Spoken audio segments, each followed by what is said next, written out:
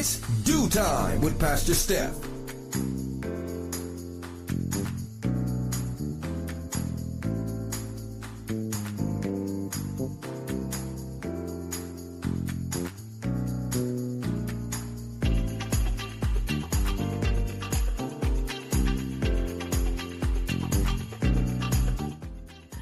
Good morning, good morning, good morning. Rise and shine. You're on with this Do Time with Pastor Steph.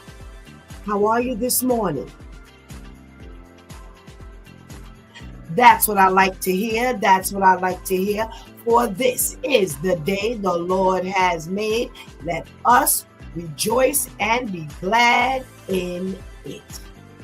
So, where were you all week? Oh, it's been shaking over here on this Do Time with Pastor Steph. We started off the week talking with the guys on our Relationship Monday. And we talked about the things that husbands no longer do when they're not attracted to their wives any longer. And we talked about the fact that they avoid conversations about the future.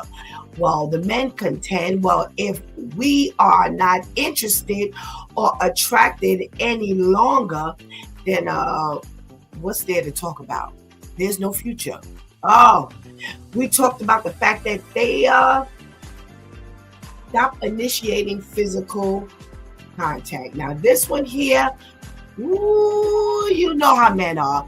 They always claim men are visual, and if they're not attracted to you, then how could there be any physical attraction? Even to the degree that a couple of them said that they have been with one woman and put the face of another woman. Leave it to the guys to talk about that. Okay. We also talked about the fact that women tend to not be attractive anymore when you're nagging them. Now, what are you gonna do? This nagging thing is a fine line for men, So I don't know. These men really had, and our men are vocal, so they are really going to talk about some things, size and your nagging and how you go to bed, and they got the spiritual thing in. The fact that they're not supposed to separate because this marriage. We're not talking about girlfriend and boyfriend. So they did get there. Well, the switch tip of the week, let go of the complaints, always falls right in line with what we're talking about in our main topic. And, we have to be really careful about the things that we do talk about versus the things we complain about. Because some of the things I've come to find out that God has actually orchestrated. So whether it's his permissive will, where he just allows things to happen, and it falls into his will of his sovereign part, then you may not want to complain. Go to God, figure out what's going on. He will clue you in. Yes, you are not always in the dark as to what God is doing. He will let you in on some of those secrets, okay? All righty. Well, let's talk about it. Tuesday rolled around, and we didn't get too much church folk because we were talking about this girl driving after being accused of shoplifting and challenging the officers as to whether they were going to shoot her or not. And after she kept her vehicle going, hitting the cop gently, well, he did shoot her, and it took her life as well as her unborn child. You're going to have to go back to Tuesday because I don't know if we ever recap that one, because baby, that was an entire conversation for the whole morning. You want to check that one out.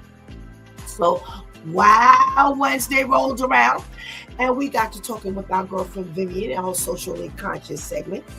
And those of you who want to take out a federal student loan, well, things may be shifting for you as of July of 2026. Yep, because now they are changing the classification of what professional careers are and what professional careers aren't. And they're basing that on the amount of money that you are going to be allowed to borrow. Yes. So now they are considering dentistry, medicine, veterinarianism, I'm going to say it like that, theology, law, pharmacy, to be those professional careers where you're going to be able to get a higher level of a student loan.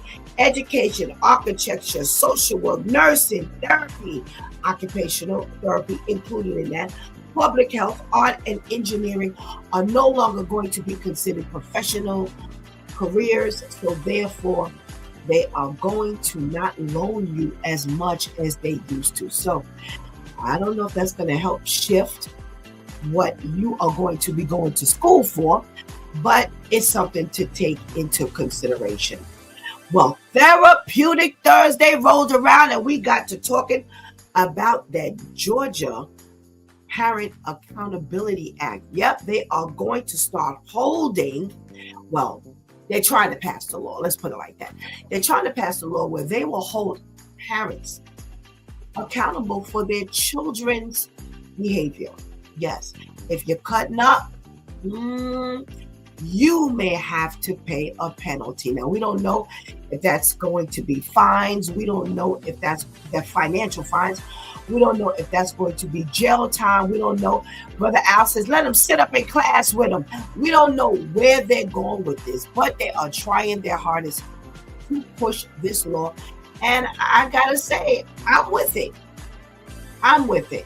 You know, a lot of these parents out here are not doing their due diligence. So yes, they need to be held accountable for what their children do. So that's how we spent our week. Well, today is Freestyle Friday, and we get to do whatever it is we want to do. Well, Talk to the Men is what we do along with some entertainment news. So I got a couple things you might be interested in. So let's get this party started. Let's go get that healthy breakfast. Go tell somebody, anybody, everybody that it's due time with Pastor Steph is on. And whatever you do, don't go anywhere because we will be right back.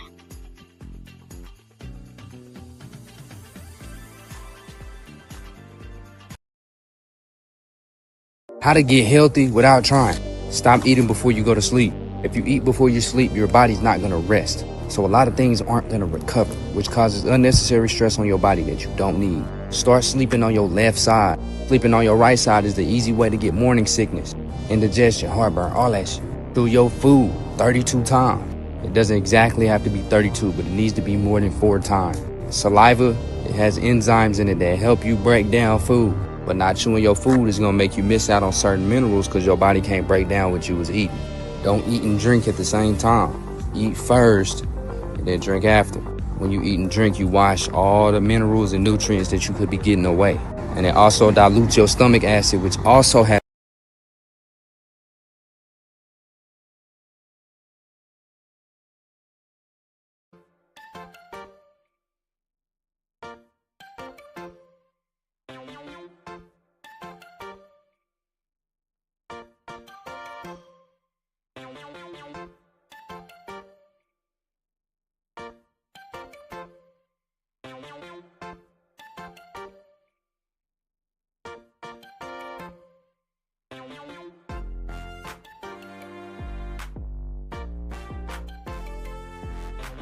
Good morning, and good morning again. Welcome back to It's Due Time with Pastor Steph. And it is Freestyle Friday. We made it, y'all. It is the last day of the work week. We have made it. We have hit our weekend by the grace of God. He has included us in the week once again. And we're going to say good morning to all of our loyal viewers.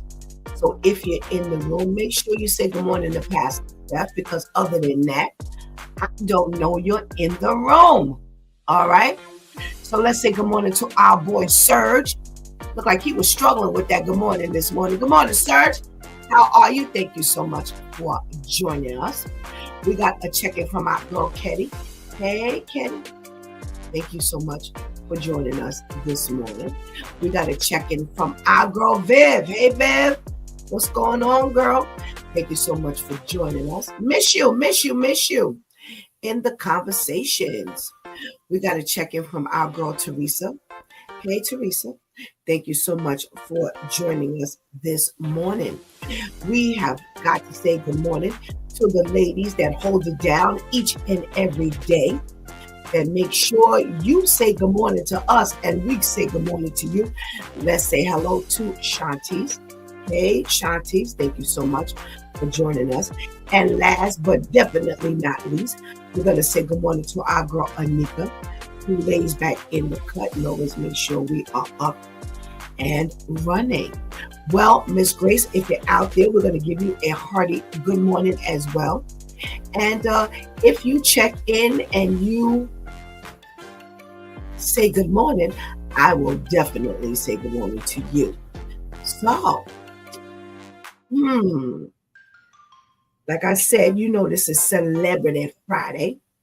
And you listen, lawsuits have been skyrocketing when it comes to our entertainers. So I stumbled across a list of people in our entertainment area who have been riddled by lawsuits in this year alone. So let's see who comes up on our radar. Well, Usher is the first one that comes up on our radar. They say in 2025, November, Usher filed a lawsuit against several business associates, including his longtime friend and music producer, Brian Michael Cox. Now, you've heard of Brian Michael Cox. He's one that he's like in the cut, but he's definitely out there.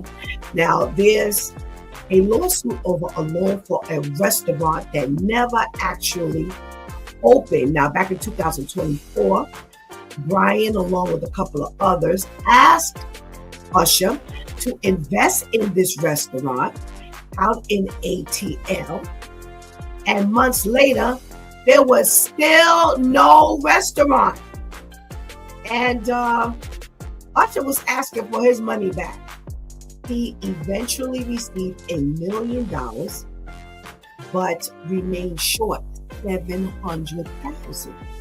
Yo, you can imagine that must have been annoying. Yeah, you put out $1.7 million. You got to go fight for your money, and then,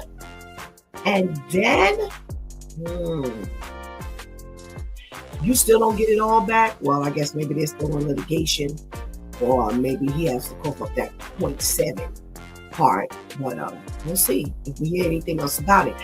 I don't remember if I said good morning to Miss Grace, but good morning, Miss Grace. Thank you so much for joining us this morning.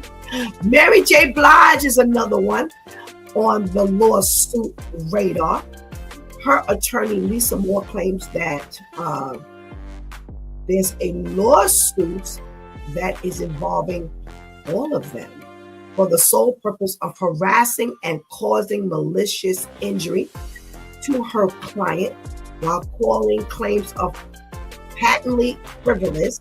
A 30-year friendship has ended after Ms. Hilton filed a $5 million lawsuit against Mary J. Blige, alleging that there was a breach of contract over signing of rapper, who's this, Vado? I don't know. I never heard of him before.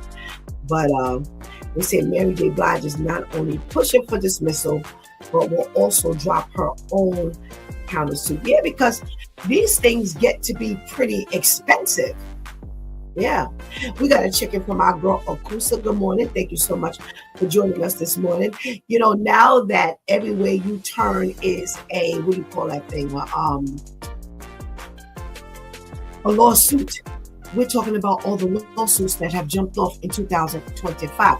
Hey there, Debbie girl. Long time no see. Thank you for joining us this morning. Megan Thee Stallion, who y'all know is now booed up, as they say, coupled up with Klay Thompson. Yes, the other half of the dream team from the Golden State Warriors. Yeah, they really been out there. But I don't know how long that's going to last. But his claims that he just got finished naming a boat after her. But anyway, Megan Thee Stallion filed a defamation lawsuit against Milagro Grams, who harassed and defamed her after being shot 5 times by R&B musician Tory Lanez. Now, this is something that's been on the radar for a minute now.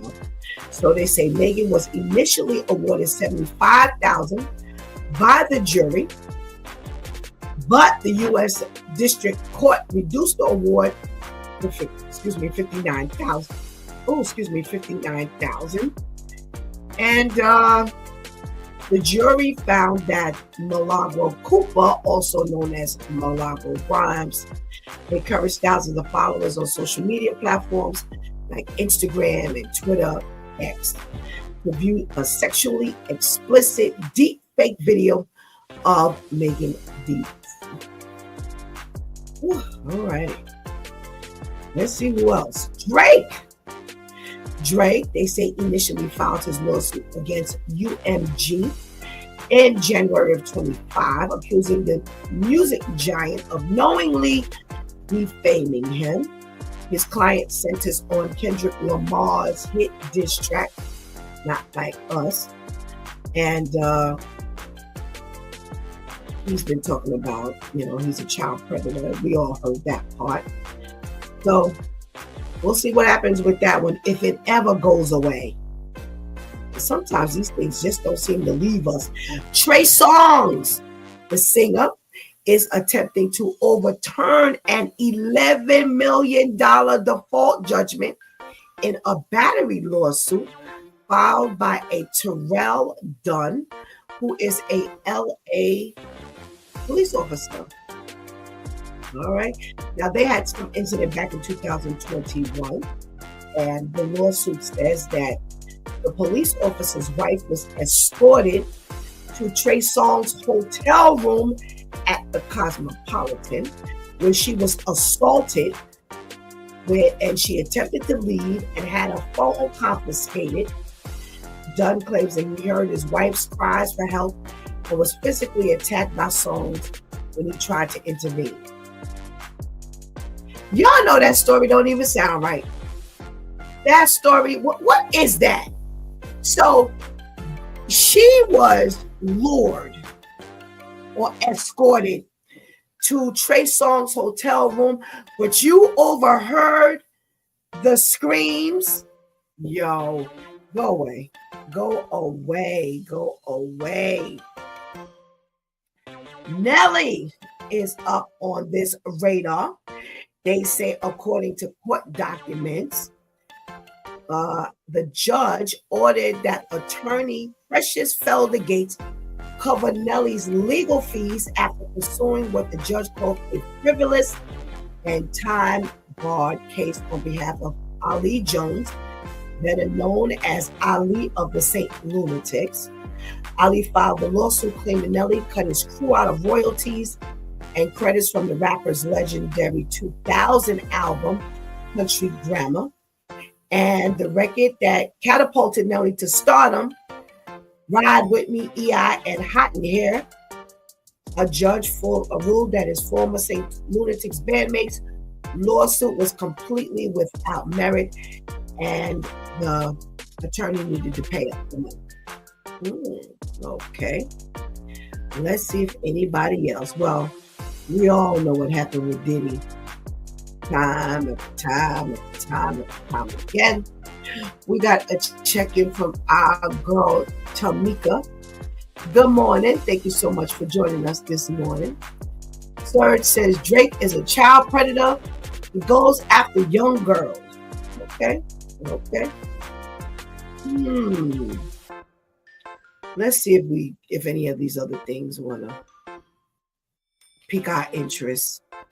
Sexy Red was facing a lawsuit after allegedly encouraging her social media followers to attack Nicole Barnes, who is the paternal grandmother of one of her children.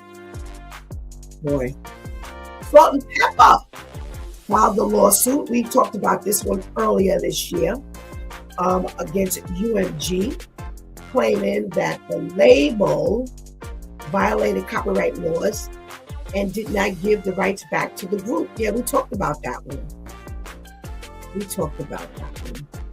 Russell Simmons launched a lawsuit against HBO for $20 million over the release of 2020 documentary On the Record, which detailed a number of his sexual assault allegations. Now, this seems to be the thing these days because Netflix and I think it was Hulu and another one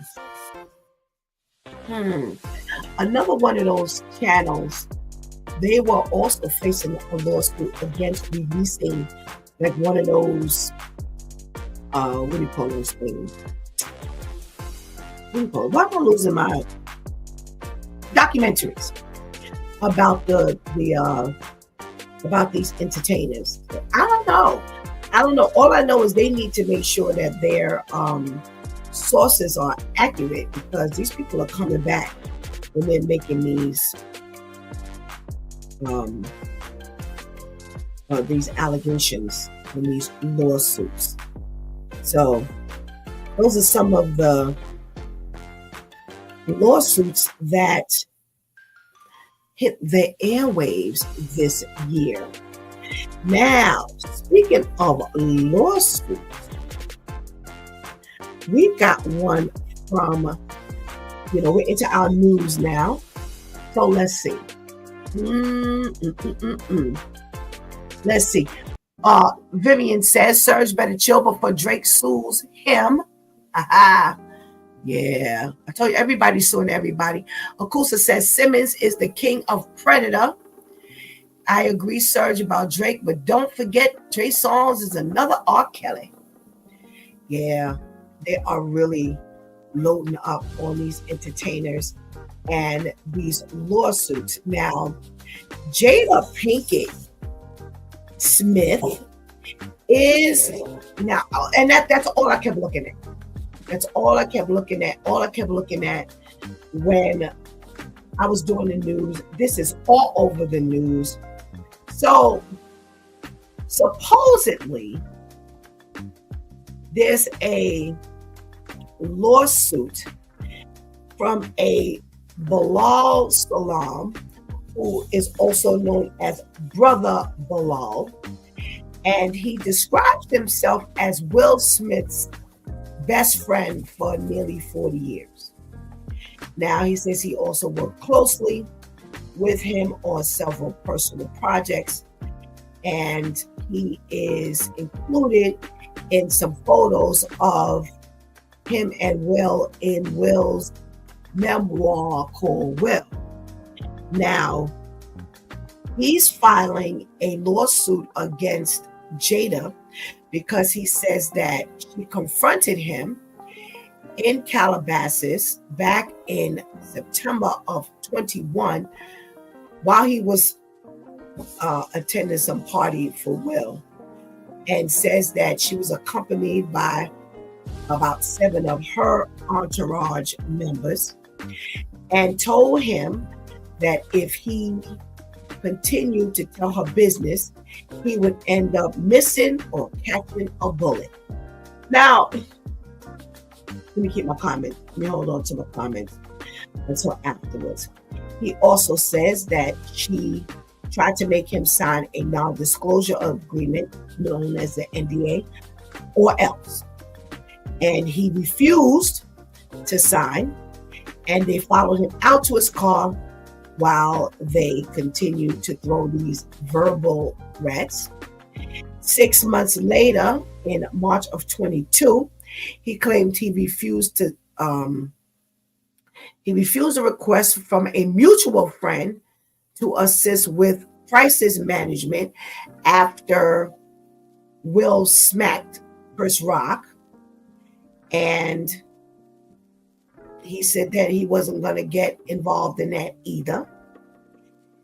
And now he's taking her to court, suing her.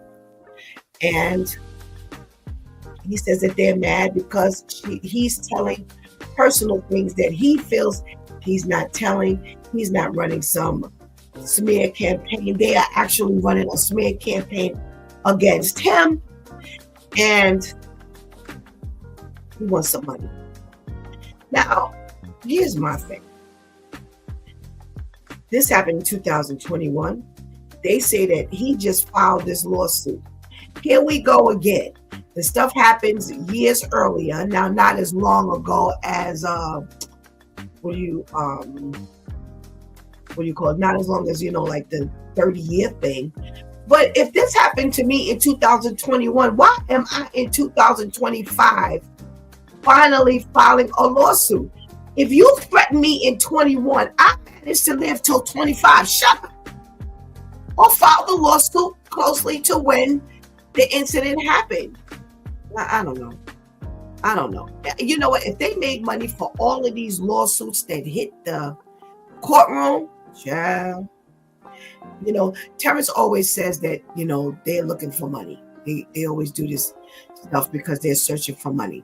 My thing is, all they got to do is rack up all the dollars that they can from these people who are always filing these lawsuits, because they would make a whole lot of money. Let's see what else is going on in the news. Today we're talking about our people who we like to see in the entertainment area. All right, so for those of you who love or hate Ray J, he is definitely in the news these days because they say he was taken into custody the morning of Thanksgiving. Yeah, they say that he somehow or another must have started a live stream. And as soon as the live stream got started, he was heard ramping and raging in his house with Princess Love, which is his estranged wife, threatening to kill a man that was in the house. And they said that they don't know whether he caught that it was on live stream or not, but he kept going. Now, they say that the cops eventually showed up at around 4 o'clock that morning, and they arrested him because he was literally threatening to kill somebody. So, yeah, he might be out of jail by now, but yeah, you doing your business on a live stream? Okay, dummy. Well, they then have that Mr. Ray J is upset and ranting and raving in the news about how he's upset with what's the couple? Jay-Z and Beyonce, because they are supposedly going to this The Boy Is Mine tour on a regular basis. And they are not paying Brandy any attention. All of the attention is going to Monica. And they say that he's claiming that they have had times of walking straight past Brandy's room and not acknowledging her at all. And they are dissing her. Who still uses that word? Well, they are also claiming that this is now on Brandy's social media site, her page. And Brandy has since gotten on and said, I don't have anything to do with this. I don't know. She didn't claim he hacked it, but she claims it was hacked. Nothing to do with it. I'm good with the Beyonce and Jay-Z couple. So pretty much she's leaving her brother out there on his own. And they say it wouldn't be the first time that he did something like this, and she's just covering up his indiscretions. All right, what else are we talking about in this news? Well, just as a little side piece of information, let me see. Do you know that Rick Fox is Canadian? Now, the only reason why this is coming up, Rick Fox, basketball player, the Lakers. Yes, him, cutie pie, my gosh. Well, he is actually going to go for he's going to run for some type of general election in the Bahamas.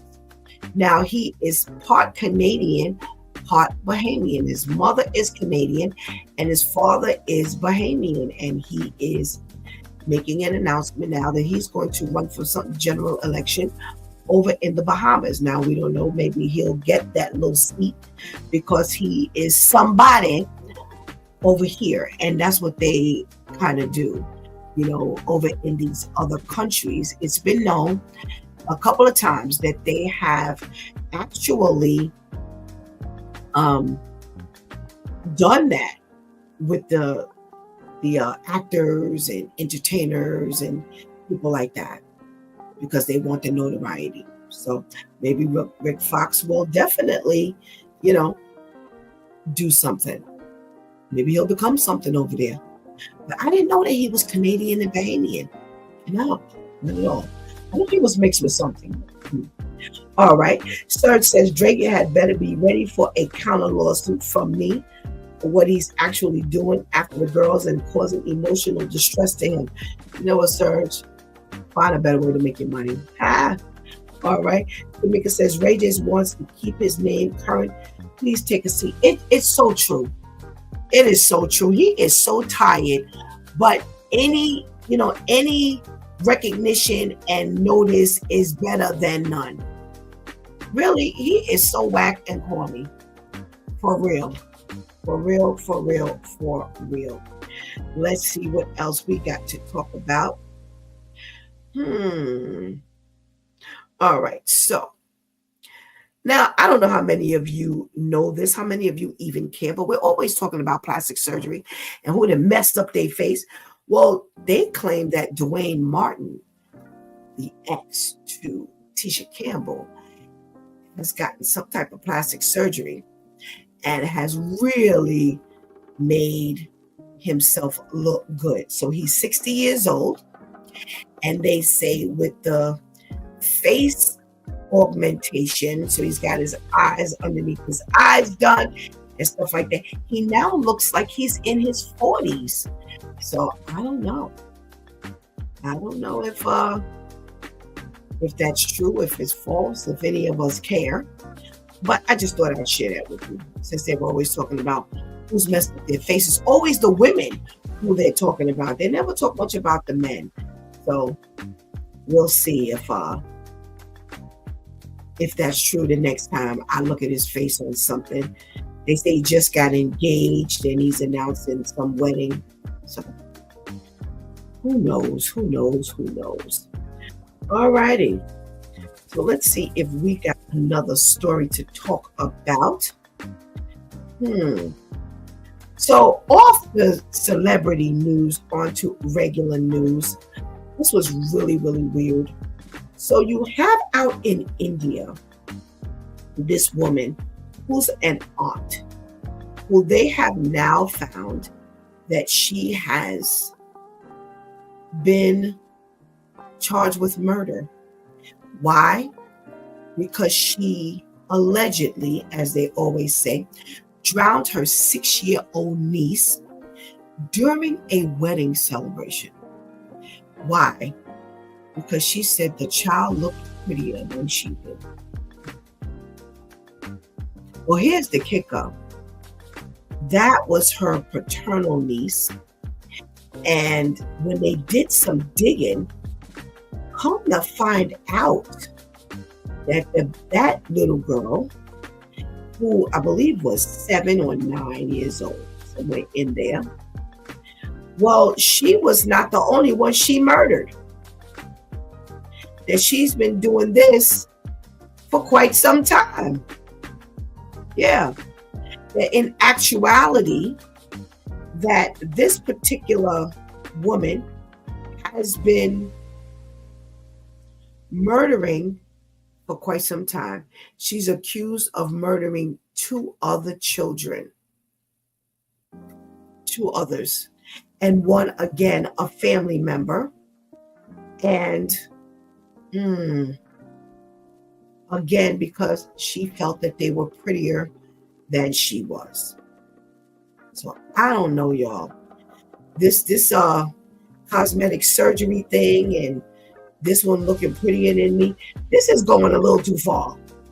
Really a little too far. Yeah. They said not only did she kill a young girl back in 2023, which was her daughter, was her sister-in-law's daughter, because she looked better than her. She was also accused of killing somebody else, somebody's son, to avoid suspicion. So that's what we're contending with today. All of this stuff going on with how you look and lawsuit after lawsuit, and this is like annoying because this is what our news is filled with. So Tamika says, please understand that when you do plastic surgery, you have to keep it up. You just open the doorway to a brand new world. And Teresa says, Brandy and Tony Braxton have so much to talk about. Their siblings are a mess. Yeah, this is constantly in our face. So we got our men on, and I don't even know what we're going to talk about today before I introduce a new story, because this is crazy. All right, let's say good morning to our men. Let's say good morning to our brother Al. Good morning, brother Al. Chop of the morning, chop of the Friday morning. How you doing, Pastor Steph? I am well, thank you, brother Al. You know, this celebrity news stuff is crazy. We've got a story about Jada Pinkett, who supposedly has threatened Will Smith's best friend and intimidated him to stop talking about her in the news, so that I guess their personal business is their personal business. That's his allegation. Now, this happened back in 2021. Now, listen, don't tell me, none of y'all all in the room, do not tell me, oh, he has the right to file when he wants to. I already know that. My question is, how long are the courts going to continue to have these lawsuits that are brought up years later? So the question ultimately is, should there be a statute of limitation on these lawsuits? Now, this particular lawsuit only claims that she has physically threatened him. She said, let me get the quote together. He claims that she said to him, stop telling my business, or you're going to end up missing, or you're going to catch a bullet. Now, somebody threatened your life, Brother Al. Are you holding on to this for 4 years? Or are you telling this story right away to the courtroom? I'm telling the story right away. Why I go hold it all these years? You know, the people. First of all, he better chill out from Will Smack him. That's number one. God. But these people, I mean, it's crazy. I've been saying this for long. Okay, when she first said it to you, whatever. Of course, I've been threatened. Let me go file a police report right now. So just in case something go down, I have to protect myself. I did tell somebody. But, you know, again, people look at out. Oh, it's 20 years later. Well, you know, I just remember. I guess that she gonna stop. Let me go and bring this out. It's crazy. There shouldn't be a statute limit on this nonsense. I agree with you, Brother Al. I agree with you to the fullest. Let's do something a little different today. Let's bring Pastor KL on. Don't forget the L. Good morning, Pastor KL. Put some respect on my name. I need that L. Oh my goodness gracious. I was so excited I forgot the extra part of your name. Good morning. How are you? I'm well. How you guys doing? Good. Everything.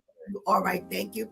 So the question today is, you know, there's this lawsuit out by somebody who claims to be Will Smith's long-time best friend, who claims that Jada approached him with her entourage and threatened if he don't stop telling her business that he's gonna end up missing or catch a bullet. And this just showed up in the courtroom. Should there be a statute of limitation on these accusations? Well, let me just say this. In the last few years, I've been so disappointed in Jada. When Jada was in Set It Off, she was my celebrity crush. I love Jada. But now, I'm so disappointed in her. She got people slapping for no reason. You know, listen, if you tell me you're going to kill me or come up missing, yeah, I'm going to the cops. But you know what? You look at it the other way. You know, back in my days, we used to tell people they're going to come up missing all the time. And that was just something that somebody said. You know what I mean? We didn't think we were going to come up missing. You know, you're going to catch a bullet. Okay, well, I'll hold the bullet until you're ready. You know, but now these days, somebody tell you that, yeah, I'm going straight to the cops. I don't know whether it's a joke or whether it's real. Right. I wouldn't be waiting no 4 years after I didn't catch the bullet. Right. Because my thought would be, I might catch that bullet for real right now. Right. So you held it all this time. Well, what are you waiting for? All righty. Let's say good morning to our Pastor Jeff. Good morning, Pastor Jeff. How are you? All right. How are you? Good. You ain't moving. You ain't on that treadmill. Bike. You're going in and out.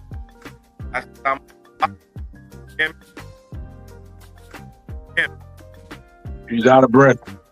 Oh.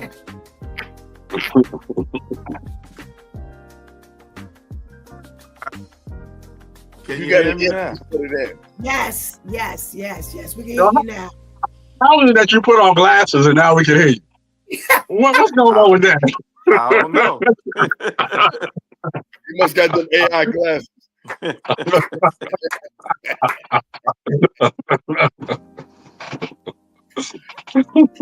was wondering the same thing.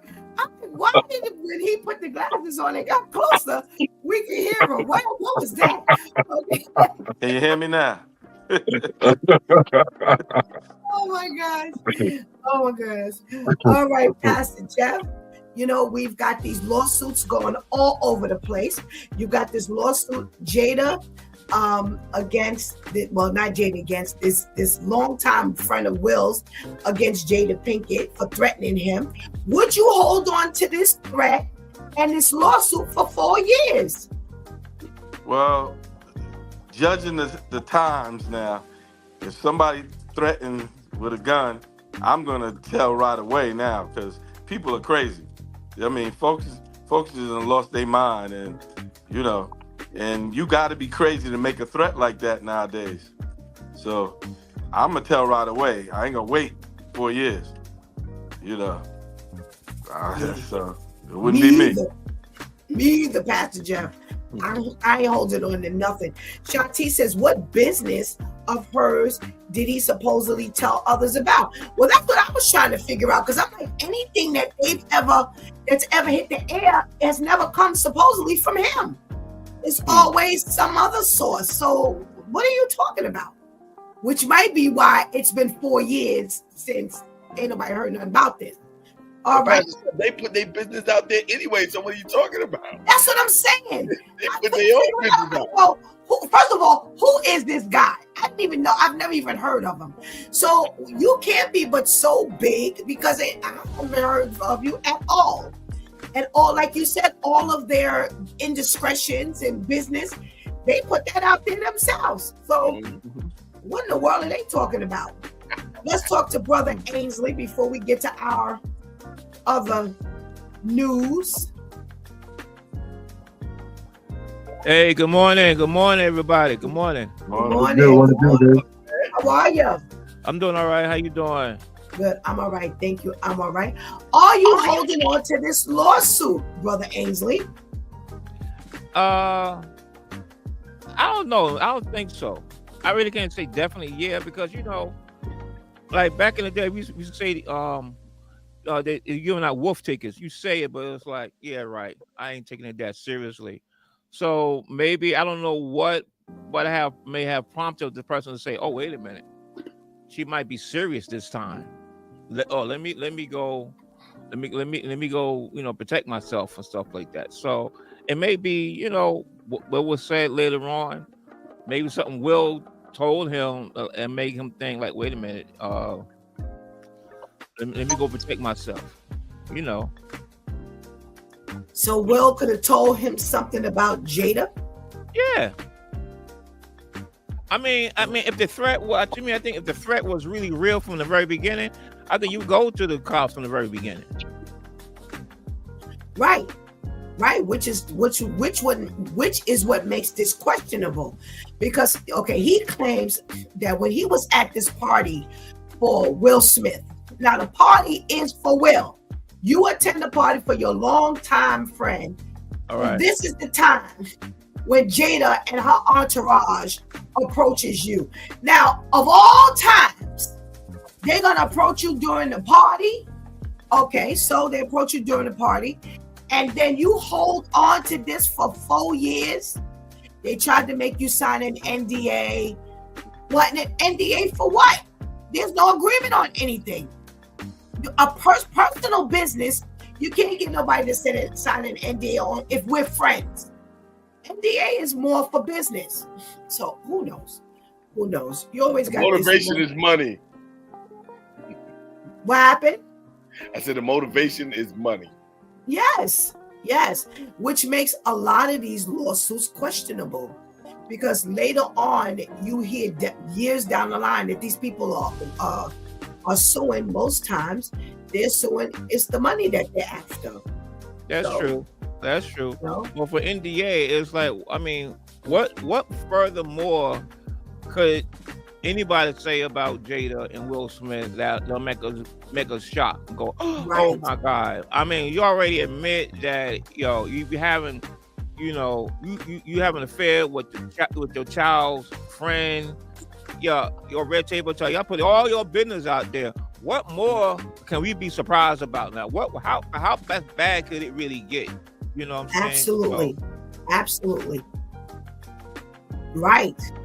Because like we said, most times their stuff is put out there themselves. Exactly. So how much of a threat could you be?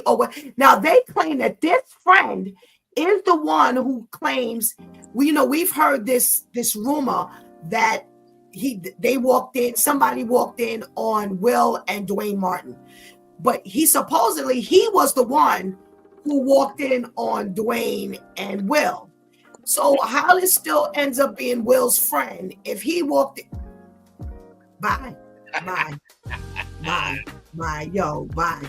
If Will ain't got rid of him as a friend, now I'm gonna ruin our friendship with a lawsuit against your wife. Yo, you out of control. Straight out of control. All righty. I got a couple of topics here for you men. So we know that Mayor-elect Zohran Mamdani here in New York City, he is about to take his seat come January 1st. And one of his topics is, homelessness. So he claims that he's going to stop the clearing of the homeless encampments that Adams started. Now, the problem is Adams put out that, he was clearing up all of the homeless encampments, which we heard. We talked about it at one point back in 2022. He supposedly did that. Now, the downside to him clearing out the homeless encampments is he never put these people in permanent housing. And that was his claim. I'm going to clear out the encampments. I'm going to put people in permanent housing. So now Mamdani says, I'm going to put this to an end. We're not clearing out these encampments, but what are they going to do about the homeless, which is not what he's talking about. His biggest stance was he's going to fight the homelessness. Now, the other issue is they are negating the fact that it's the residents of New York City who are complaining about the encampments, because the encampments have gone up in all kinds of locations. So that's one of the reasons why Adams was clearing it out, because the people were complaining, but he didn't do anything about it. Now here comes Mamdani. I'm going to put a hold on that. But then what do you do with the people of New York City? Brother Al, I'm starting with you. I'm confused on that with him, and because my thing is, okay, you're saying I'm gonna do this. What are you gonna do? What are you actually going to do? People complaining, but these people are homeless. They're on the street. They got nowhere to go. So they found a place where, okay, we can use this place, and they put the people in there. So I'm just waiting to see what exactly are you gonna do, bro. Well, so I'm kind of hearing something, but I want to make sure I understand it correctly. So the people of New York City are complaining. Should they build camps that are in, or allow, let's say, areas? Because that's the one thing they have not done, from what I know. They have not said, okay, listen, we're wiping out the encampments here, but we're going to allow you to go over in Yankee Stadium and if you want to set up camp, they go over there. No, they've been popping up all over the place, which is the ultimate problem. Right. So I just want to make sure, are you saying that the people shouldn't be complaining? The residents shouldn't be complaining? I'm a little confused. Well, what they should do is, like what you said, find a specific area instead of just put it in anywhere. Find a specific area. Okay, we're going to use this area here and put the people. I don't think this should just be popping up all over the place, and and things like that, because where they're gonna pop up at and where they're not gonna pop up. They're not gonna go to the other folks. You know what I'm saying? So they should have one area. We're gonna use this area here and take care of these people. All righty. Pastor Jeff. Is Pastor Jeff in the room? I should be. All right. All right. Put your glasses on. We lost you for a second, so I know if you went back. So, Pastor Jeff, what say you? Adam said I'm wiping him out, and he did, but he did not place the homeless people in permanent housing. Here you've got Mamdani. And wait, go back a little bit. Hold on, Pastor Jeff. Brother Al, when we talked about it, had you voted for Mamdani, or did you vote for Cuomo or Sliwa? I voted for Sliwa. I didn't vote Neither one of them. Okay. All righty. All right. Pastor Jeff, if you care to tell us who you voted for, but now Mom Donnie is getting ready to take this seat and he's like, hey, I want to put a hold on this wiping out of these encampments, but the residents are complaining. Do you want to share who you voted for? Cuomo. Okay. Madame wasn't going to get my vote. Okay. Sleever would never get it. You know? Okay. But okay. No. Go ahead. No, as far as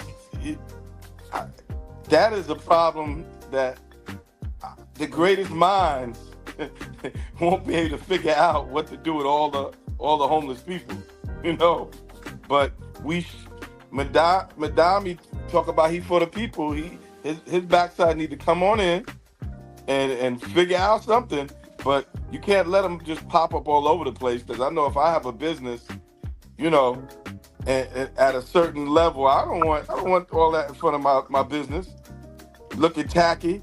You know, I hate when people come to the city, you know, and New York looks like that, you know. You know, when I go to Cali and I see all them homeless embankments, just terrible. So we should figure out what to do with them. And Madame, he needs to focus on that. Well, he claims, that was one of his focuses when he was running.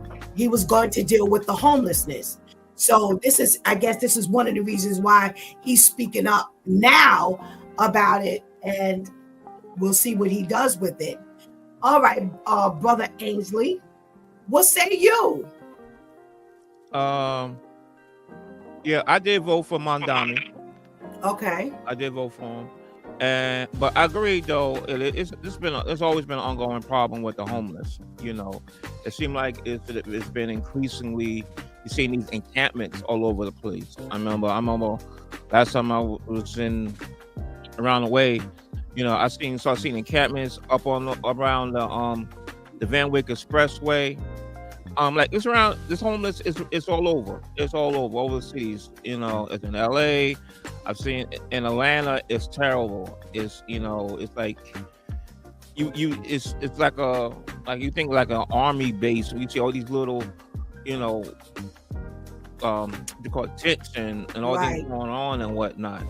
And it's like, is that a little city over here with all these tents and whatnot? So it's definitely an ongoing problem. However, it is a balancing act, because like if I have a business, I don't want to look out my house and see a homeless encampment either. You know what I'm saying? You know, for safety reasons, property value reasons and stuff like that. And you don't want that to be a problem, because the resources are going to take, there's always going to be a price for something, and it's going to be on the taxpayers and whatnot. So you got to appease taxpayers as well.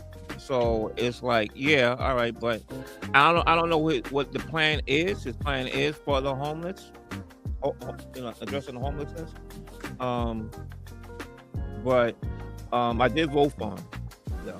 But I thought reason is I thought it was time for a change. You know, to me, Saliba was not it. Cuomo, I think his time was done. I think it's for him. He's going backwards. You know, I'm saying going from mayor to governor, but to go from governor to mayor, it's a step backwards. You know, there's other reason why I did vote for him, Mamdani. But for the homeless, you know, I don't know what the plan is for that.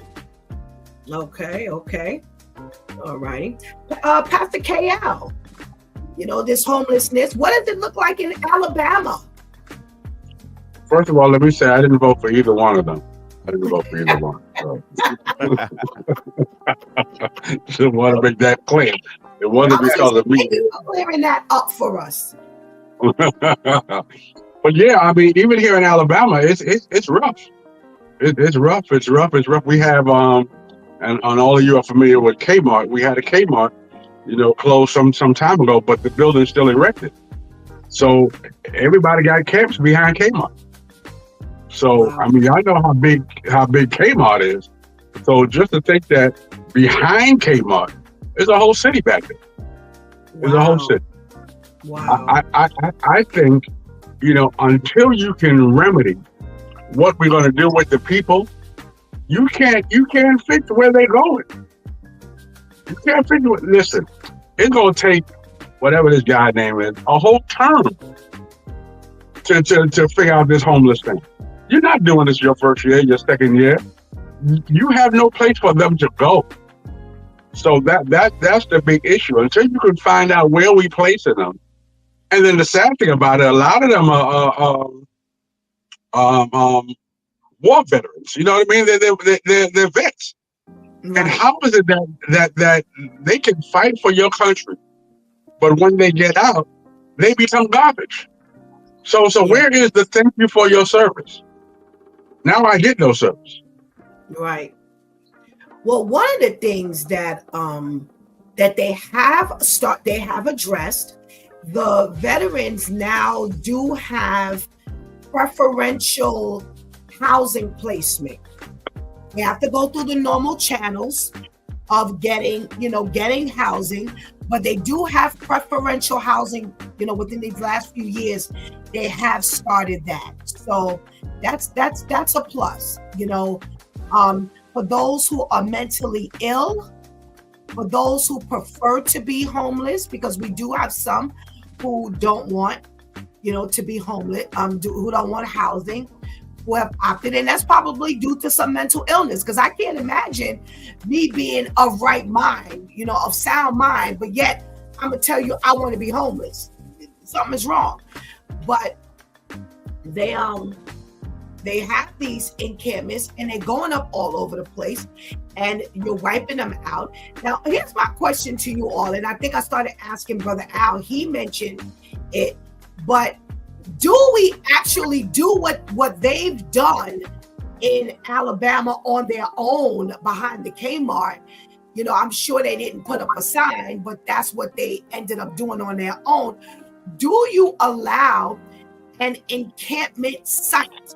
So if you're homeless and if you wanna, put your tent up, put it up here. Should that be allowed? Is that going to temporarily answer the question? Brother Al, you said yes. Are you standing on that one? As far as the homeless people making their own camp, you saying?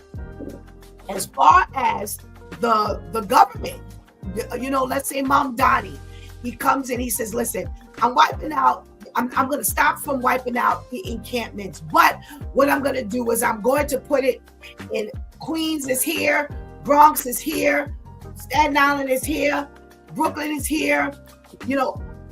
Should that be done? Would that be a safe method?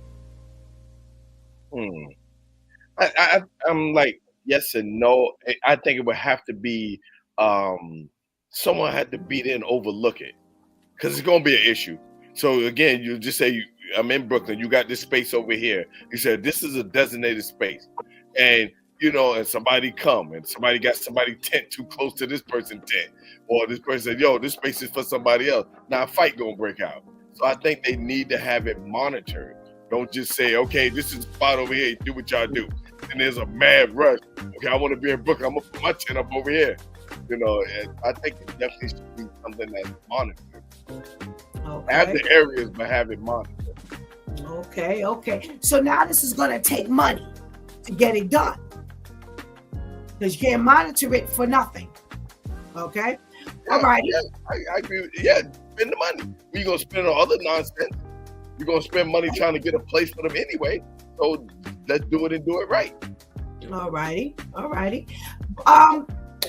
Pastor Jeff, if this were your remedy, if this somebody came and said, Pastor Jeff, it's all yours, what do you say we do with it? You got to come up with something, but we'll go with whatever you say. Do you say put up encampment sites that's designated by the city to get to house these people, or do you come up with another answer? Well, that okay to go to certain encampment. Wait. What'd you do? You breaking up Put on again. the other glasses. Put on the other glasses. Telling them that they can go to a designated place is not going to work because it'll be nothing but lawsuits. Because first of all, this New York City, and it's cold out there in the winter, and then you gave them permission to go here, and then they'll be popping up dead like icicles under those boxes, and all kind of things. The city would get so many lawsuits because you gave them permission to go there. So you can't do that. All right. Okay. What you need to do is take the money and build locations, to house these people, and then take them out of their boxes and put them in these places, because anything else is going. Somebody get raped in those encampments. You gave them permission to go there. City gonna get sued for it. Okay. Wow, something to think about. Okay. Now taking into consideration, Pastor Jeff, that there's a transitional period. So while we're building these houses that are not going to be built in 2 days, how do we get this done? What do you do in the interim with these encampments? Leave them. They can build in a couple of months. Trust me, if they wanted to. All right, don't take long to build. But they, you leave them if you are building something. Okay. All righty. Now, do we just take them and throw them in the buildings? Or while we're building, we got some transitional paperwork and I think all of that stuff going on? I think we need to set up a system, because you got to get them screened. You got to separate the mentally ill, all of that. So, it's a whole lot. It's a whole process, bringing them in. Right. All righty. What say you, Brother Ainsley? How do you get this done? Do you set up a site? So you got split. You got Brother Allen says, hey, go ahead and do it, but monitor it. Pastor Jeff says, oh, absolutely not, because now you got lawsuits and other activity going on. Because I would like to think it's going to be a drug den as well. Now you've opened up drugs and sexual, all kinds of stuff going on there. Exactly. What say you? How do you get this taken care of? Well, I see a hybrid of both. Really, I just looked it up. First of all, it said organized homelessness encampments are illegal in New York City. Organized. So I guess if one person happens to pop up, all right, that's one thing. But when it starts being to a growing city, I agree with another. You live next to me, so forth and so on. It becomes a problem, Okay. And then where are they at? Because technically, I already know that you can't just prop up your tent on the middle of a public sidewalk. You're really not supposed to do it. That's a public space. You just can't just, I'm going to live right here.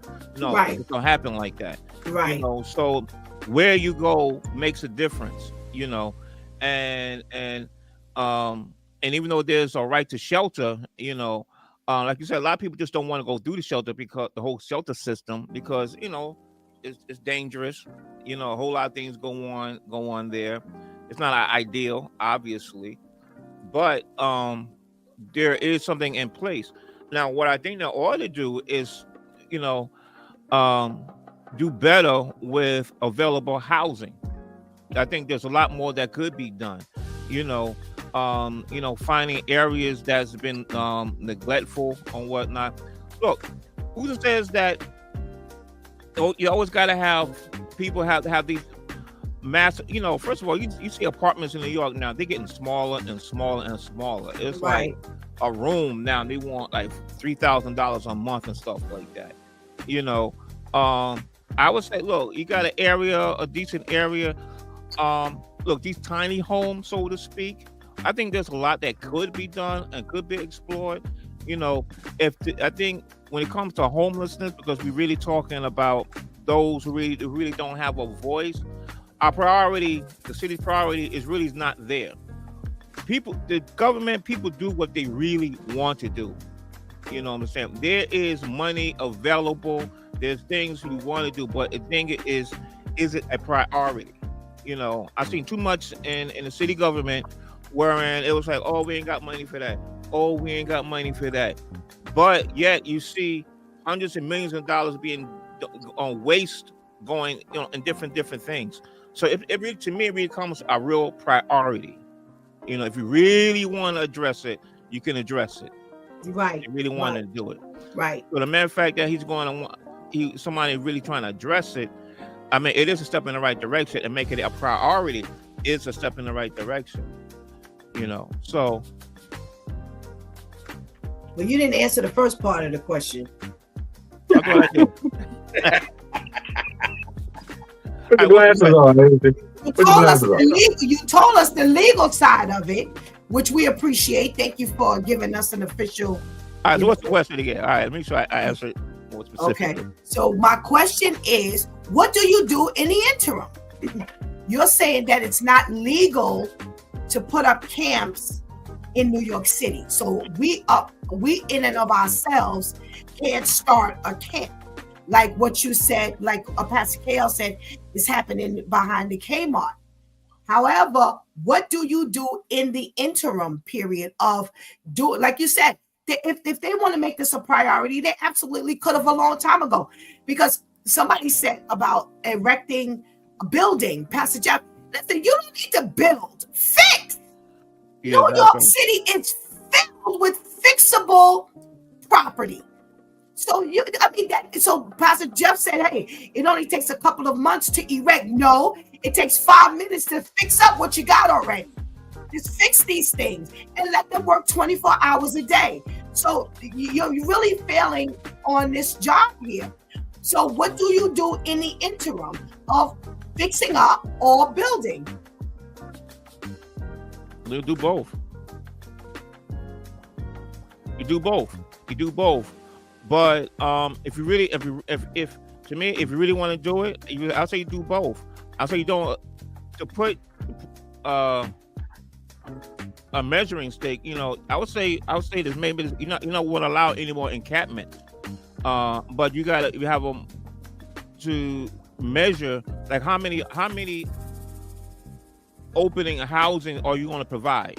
Hypothetically, say, all right, I don't know what the exact numbers is, but say you got 100,000 homelessness or whatnot. In the next 3 months, I want to have at least 25,000 available places for them to go to.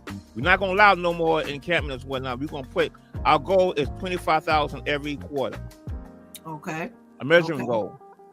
Make it measurable. We can say, oh, we did this. I know Eric Adams say, oh yeah, we provide a lot of homeless and whatnot.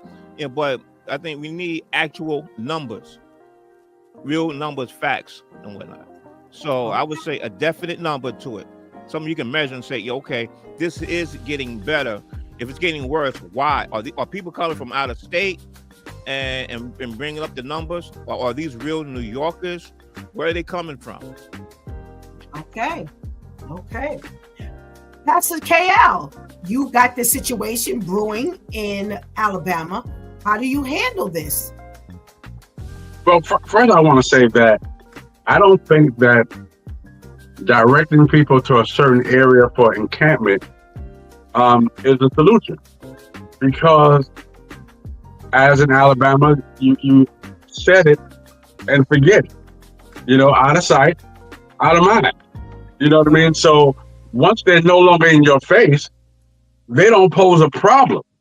You understand what I'm saying? So, we say, okay, y'all all come here. It's like, listen, put all the black folks in the projects.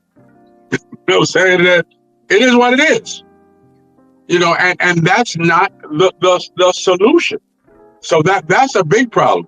Here in Alabama, we don't have dilapidated buildings and stuff like that. Our people here, when they see that your house looks like it's no good, they give you like 60 days to fix it. Otherwise, they tear it down. So we don't have the luxury. We don't have the luxury like New Yorkers who can have buildings just sitting there forever. I'm in agreement with you, Pastor. You got all these buildings, then fix it. In Alabama, the only buildings that are here is the court buildings or office buildings. There's no buildings for residents. Okay. You know what I mean? So everybody's either in the project, which are little townhouses. You know, they're not buildings. Right. You know what I mean? So they gated property, and if it looks like it's going the wrong way, they knock it down. They you don't even have a right. You go to court one day, and they tell you, okay, you got 60 days, and in 60 days, if it don't look no better, they're knocking it down. So you just lost the house. So or your property, so to speak. So there's no place to really put these people unless, as everybody's saying, you build. But just by saying, okay, you gotta go to the West Wing and stay over there, nah, they're gonna set it and forget it. They're not gonna think about you no more until somebody kills somebody or until somebody finds somebody dead. You know, there has to be an issue in order to revisit it. Okay. All right. My vote says, listen, I don't say set up an encampment site intentionally, because again, you open up you open up the field to so many different things. It is what it is for now. But again, you 24 hours a day, you've got people who are qualified, capable, willing, and able to work 24 hours a day to fix this problem. Put the money up. Put the money up. The city has the money. The city has the material. Put these contracts out there. Encourage these people who have these construction companies and all kinds of things to get this done, and start instantaneously vetting these people, like Pastor KL. I'm sorry. Pastor Jeff and Brother Ainsley said, simultaneously start putting, it takes nothing. You already have something in order. Do you need to expedite this process? Yes, because these people need housing, and we need to fix up this, this New York City. And as Brother Ainsley said, put your markers out there. Okay. In a month, we're going to have 2,500 people. In a month, we're going to have 50,000 people. Whatever you're going to do, set your sights on what you can do. It can be done. New York City is a powerful city. Stop talking about what you don't have. Put up what you do have and make the money. I'm sorry, make the money. When we went into pandemic mode, everybody got money. Everybody got money. You had to have this money somewhere. Listen, go get the money. Forget about the government. Do what you need to do and fix this problem. It can be fixed, but you gotta stop talking and you gotta start doing. So I think that they could have done something a long time ago. They haven't. All right, so Mom Donnie is who we have to, contend with right now. So listen, this is what you can do. The same way Trump had his wheels turning, so that as of the moment he stepped foot into the White House, he was able to execute all his plans. You do the same thing. You do the same thing. There's no reason why you can't get this done. But encampments is crazy. Encampments are crazy. First of all, encampments mean what? In 0 degrees. Oh my God, it's freezing. So what does that even mean? What does that even mean? All right. I'm sorry, Pastor, but the thing is, it's just like what you said. Stop saying what you don't have. Look what they did when all these immigrants invaded us. Right. They had places to stay. You was giving them money. So do the same thing. Absolutely. There's no reason why. What happened? That's where the priority is, That's where the priority is. If you got to face something, all of a sudden, we got money, Right. That's what I'm saying. The city government, how many times, even on a local level, I've had meetings with certain higher ups on particular issue. It was like, we don't have the money, we don't have the budget for this. Yeah, but I'm saying, look at your budget. You spending $10 million on this, $20 million on this. Really? I thought you didn't have no money. Right. The money is there. It's like, where is the priority and stuff like that? And it goes. There's another thing to it, because New York. Here's another thing. New York is tenant friendly. You have a tenant who don't pay rent, and they could be up in that apartment almost a year to try to get them out. Right. Now I'm in Atlanta, but it's the opposite. It's more landlord friendly. You don't pay your rent the next month. It don't take that long. The next month, by the 15th, 2 months, the person is out. They'll come in and you see people, all their stuff out on the side. When you see a whole lot of people, all furniture out on the sidewalk and stuff like that, they got evicted. They don't take no year. It's like 2 months. You're gone. You're out. And which further the homeless. Things happen. A lot of people are living paycheck to paycheck, and something happens, lose their job. You can't pay your rent. In no time you're going to be out. But again, whether landlord or tenant friendly, whatever the case may be, where is the priority for those who don't have the necessary, resources to provide on their own? I think the money is there. It's about what are we going to do about it? How we go about it? Absolutely. I agree 100%. Let me read these comments because I got a conversation that I had, and I'm having this conversation a little too often. I was like, I bring this to my due time men. All right. So the room says they need to think about it like the tiny house villages that they've created for homeless people in the Midwest, wraparound services. Tamika says we have funds to create new parks and scenic upkeep, but no money for the homeless. All right. They built those hotels just for those immigrants in Queens all over the place. Absolutely. Again, the priority. What's your priority? My due time men, I need to pick your brains. I am having a particular conversation too often now. I had it once way back when, and I had it once a year ago. I had it once 5 months ago. I had it once 5 weeks ago. But this week in particular, I've had this conversation quite often, and I'm really wondering what you men think about this. So we're talking about the homelessness. So there's this thing with homeless shelters, housing people. So we have those who are housing families, and we have those who are in single, for single people. I'm talking. This has come up across the board. It is not just one side or the other. So it's been said that when you go into these homeless shelters, they are, of course, addressing the fact that you don't have. So they're giving you SNAP benefits. They're giving you shelter assistance. So they're transitioning you into your own apartment and things like that. But it's based on the fact that you have nothing or very little.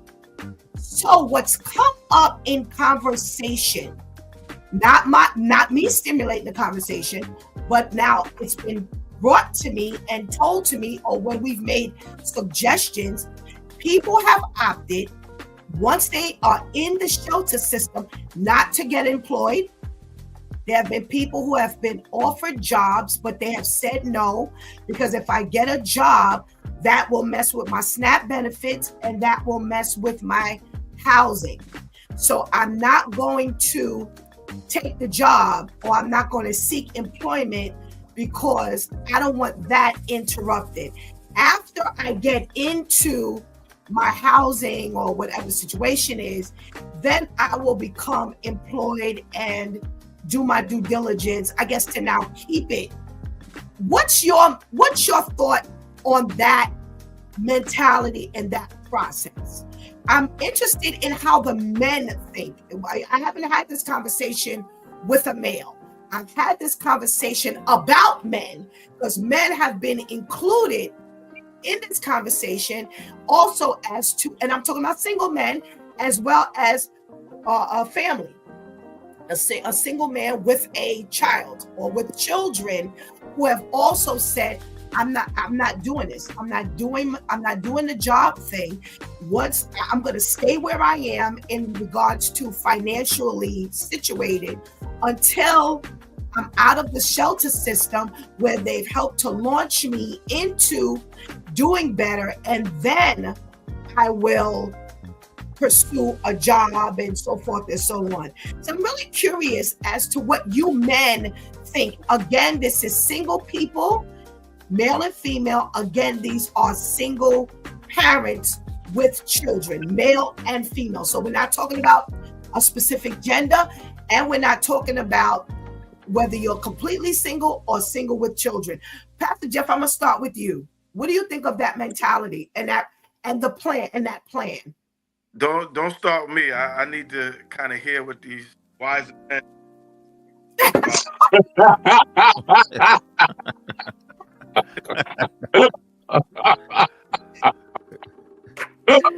All right. I'm gonna lean off Brother Al for a minute going first. I'm gonna start with you, Brother Ainsley. All right, I'll make sure I quite understand it. So basically, you're saying people who don't want to work, they want to get benefits but don't want to work, and all of a sudden, we're gonna try to move them into housing, and they're saying, well, then when I get my housing, that's when I go to work. Is that basically what you're saying? They've fallen on hard times for multiple reasons. Right. They've fallen on hard times for multiple reasons, Okay. and they are now in the shelter system. The mentality is, I'm not going to get a well-paying job. That was yesterday's conversation. That, it's like, how much is the job paying? Because the person was told, and this happens to be a male that we're talking about, that person was told from a person who's gone through the process, don't take a job, don't do anything that's going to interrupt the process of them finding you housing and them interrupting your SNAP benefits. So they're sticking to that plan and that process of, I'm not doing anything. Now, once I get out, I'm willing to work. I'm willing to do whatever I need to do, but not until then. I understand. So how is getting a job going to hinder you getting a place? The fact is, you're in a place in the first place. I get the disconnect. How does now you getting a job? You still got working homeless. You got people who do work, on my understanding, and they're in there because they can't find a place to live. They can't afford a place to live. Remember, this is contingent. Your income or your housing placement is based on your income level. If you are at complete, I don't have any money, they're going to find you a place. But if you bring in an income, now that shifts the dynamic of them either finding you a place quicker or what you're going to have to pay when you get in. So in other words, they want a leg up to say, well, you know what? If I don't have an income now, they'll give me something and I won't have to pay a lot until I get a better job. So I'm going to hold off on getting a better job or getting an income at all until they place me. Now, once they place me, now I'll go out for the, in other words, if they give me something now, I only have to pay $50. Once I get in and I get a job, then they'll give me my rent based on my income, type of thing. Mm-hmm. It's game. That's what you got. Can't hear you, bro. You're breaking up, Pastor Jeff. I said it's playing the game. That's the strategy. The city makes you do that. If you're trying to get SNAP, medical, all of that, you can't let them see that you have any means of being able to do for yourself. So how do you feel about that? That's what you got to do in order to get these housings and stuff. You got to, don't get that, hold off on that job and get locked in. I know somebody who has an apartment in Manhattan that oversees Central Park, right? And we were in California together, one of my ministers, and he put his name on the list 14 years ago, and he came back with me to New York, and his name came up, and he had just started a business. He couldn't let them know that he had that business, or he was gonna lose that place, But now that he's in, now they base it off his income, But that's what you got to do with the city in order to get these things. So how do I feel about it? Hey, it's the game that they got to play in order to get something from the city. Okay. Well, Pastor Jeff ain't want to go first. Well, you was taking too long, man. It wasn't me. He didn't call me. I had to ask a question because it wasn't making no sense to me, man. Okay. You know. All right. So Pastor Jeff says, play the game. All right. What say you, Brother Ainsley? Did that make it a little more clearer for you? Yeah, I think you're saying. Yeah, it's the game. There's always a game within the game or whatnot. Yeah, I get it with the game. However, I don't like the mentality and whatnot. I mean, you as me as a man, your family, or whatever your dynamic is. If you're able to work, I think you need. If you want to get benefits, I think it's right. Yeah, when you get benefits, and you're just gonna lay around here and you can work. I think the mentality is, you want to eat, you need to work. Period. But yeah, there is the game within the game. I don't like the mentality. It's because you're taking away from the resources that really could really go towards those who really need it. The mentality, like, well, I mean, I get it. People want to play the game, but what about the people who's disabled, who really can't work? More money has to go towards that person because they really cannot. Here you are, you can, but just trying to play a game. You know what I'm saying? A lot of times those disabled people won't go ahead and do what they're supposed to do. Because I know one right now that I'm trying to get. They get so much they could get, but they won't go get it. You understand? And they'll Stop. Hold on. Before you go any further, I want to make sure I understand what you're saying. So, what does it mean when you say a disabled person won't go get what they are supposed to get? What does that even mean? I know somebody that's in a wheelchair, and they so I'm gonna do it myself. When they can get an aid, they can get this, they can get that, but they won't jump on it. And then people get mad at other folks that will jump on it. There's a certain way that you have to move with the city, in order to get these things. And people say, well, that's dishonest. And if they could work, if they could do this. But here's the thing. With the city, you got to be so poor. You got to be, hungry for them to even, like Social Security. They almost wait till some of those people die before they give them their Social Security. You understand? So it's a game, I call it a game, that you got to play. And people get upset when when people play the game, but it's a strategy that in order to get these things, all right? Because regular people won't get it unless they, use these strategies. So, that's why I said, if you got somebody say, okay, I'm not going to take this job until I get this locked in, you can't blame them for it. Yes, we can. No, because if they take, you telling us how to think. Hear me out. This is always your argument. You can't blame them. Stop telling me that. This is what I'm saying. Week you come here telling me, well, you can't blame them. I am in touch. I want to blame them. I'm gonna blame them. Stop. Let me tell you something. I help a lot of people. Okay, and I see the struggle in them trying to get these things from the city. If you don't do things a certain way, you won't get it. And you comfortable people like yourself, Pastor Steph, don't see the point. Pastor Jeff, hold on. What was the last thing you said, Pastor Jeff? What? You comfortable people like Pastor Steph don't see the point. Listen, in the homeless and the poor. You understand something. You fighting with the disabled. You fighting with the disabled. Don't fight with the disabled. I'm kind of like, my brain is like all over the place now. One of the comments that was made during the conversation was a young lady said, listen, I understand that may be the mentality, but I can't go back. I can't go backwards.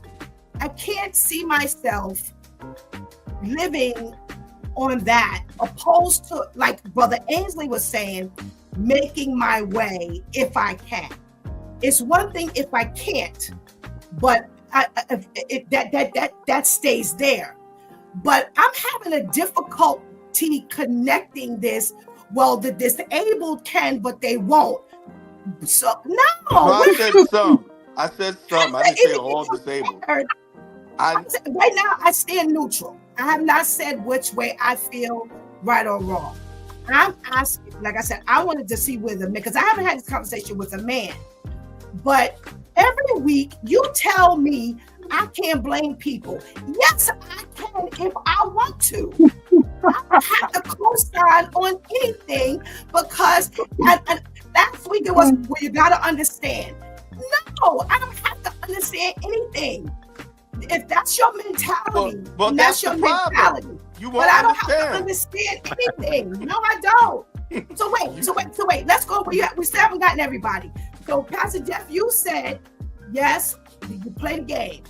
Brother Ainsley said, listen, I understand the game, but I don't like the mentality. Brother Al, where do you stand? I'm scared to answer. Steph go get you, man. I'm neutral. No, I get it. I'm just messing with it. I'm just messing with you. I stand with it, and the reason I stand with it is because, okay, here I'm homeless. I'm just putting myself in that position. I'm homeless. Okay, I'm in this place. They said, Brother Al, we gonna get you this place and stuff like that. I know if I get that job, I'm not gonna get that place. I know I'm not getting that place because the rent in New York, number one, is crazy. So now I'm getting this job. Now I got to try to look for a place. And being a landlord and seeing how that works, and these people saying, oh, okay, for you to get this apartment, you got to make 30 times, you got to have 30 times the amount of money that you have. Your credit score got to be this and that. Now I'm homeless, so I'm quite sure I don't have all those things.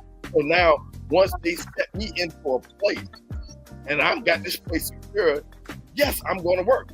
Now I'm in the place. They're not gonna throw me out. They're gonna go based on my income.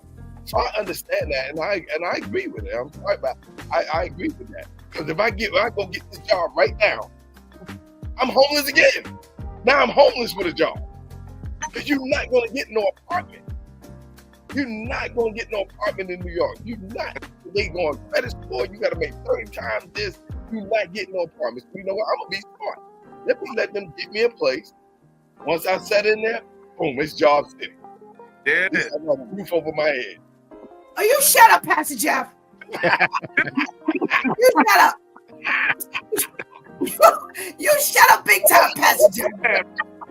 For the record, Pastor Kale, you better not side with Pastor Jeff. Yeah, Kale. Speak your mind, Kale. What say you, bro? What say you, man? Do your Fifth Amendment. Well, listen. Let me say this, because I see this more than most of the men on the panel. So while I understand it, I know it's a game for a lot of the people.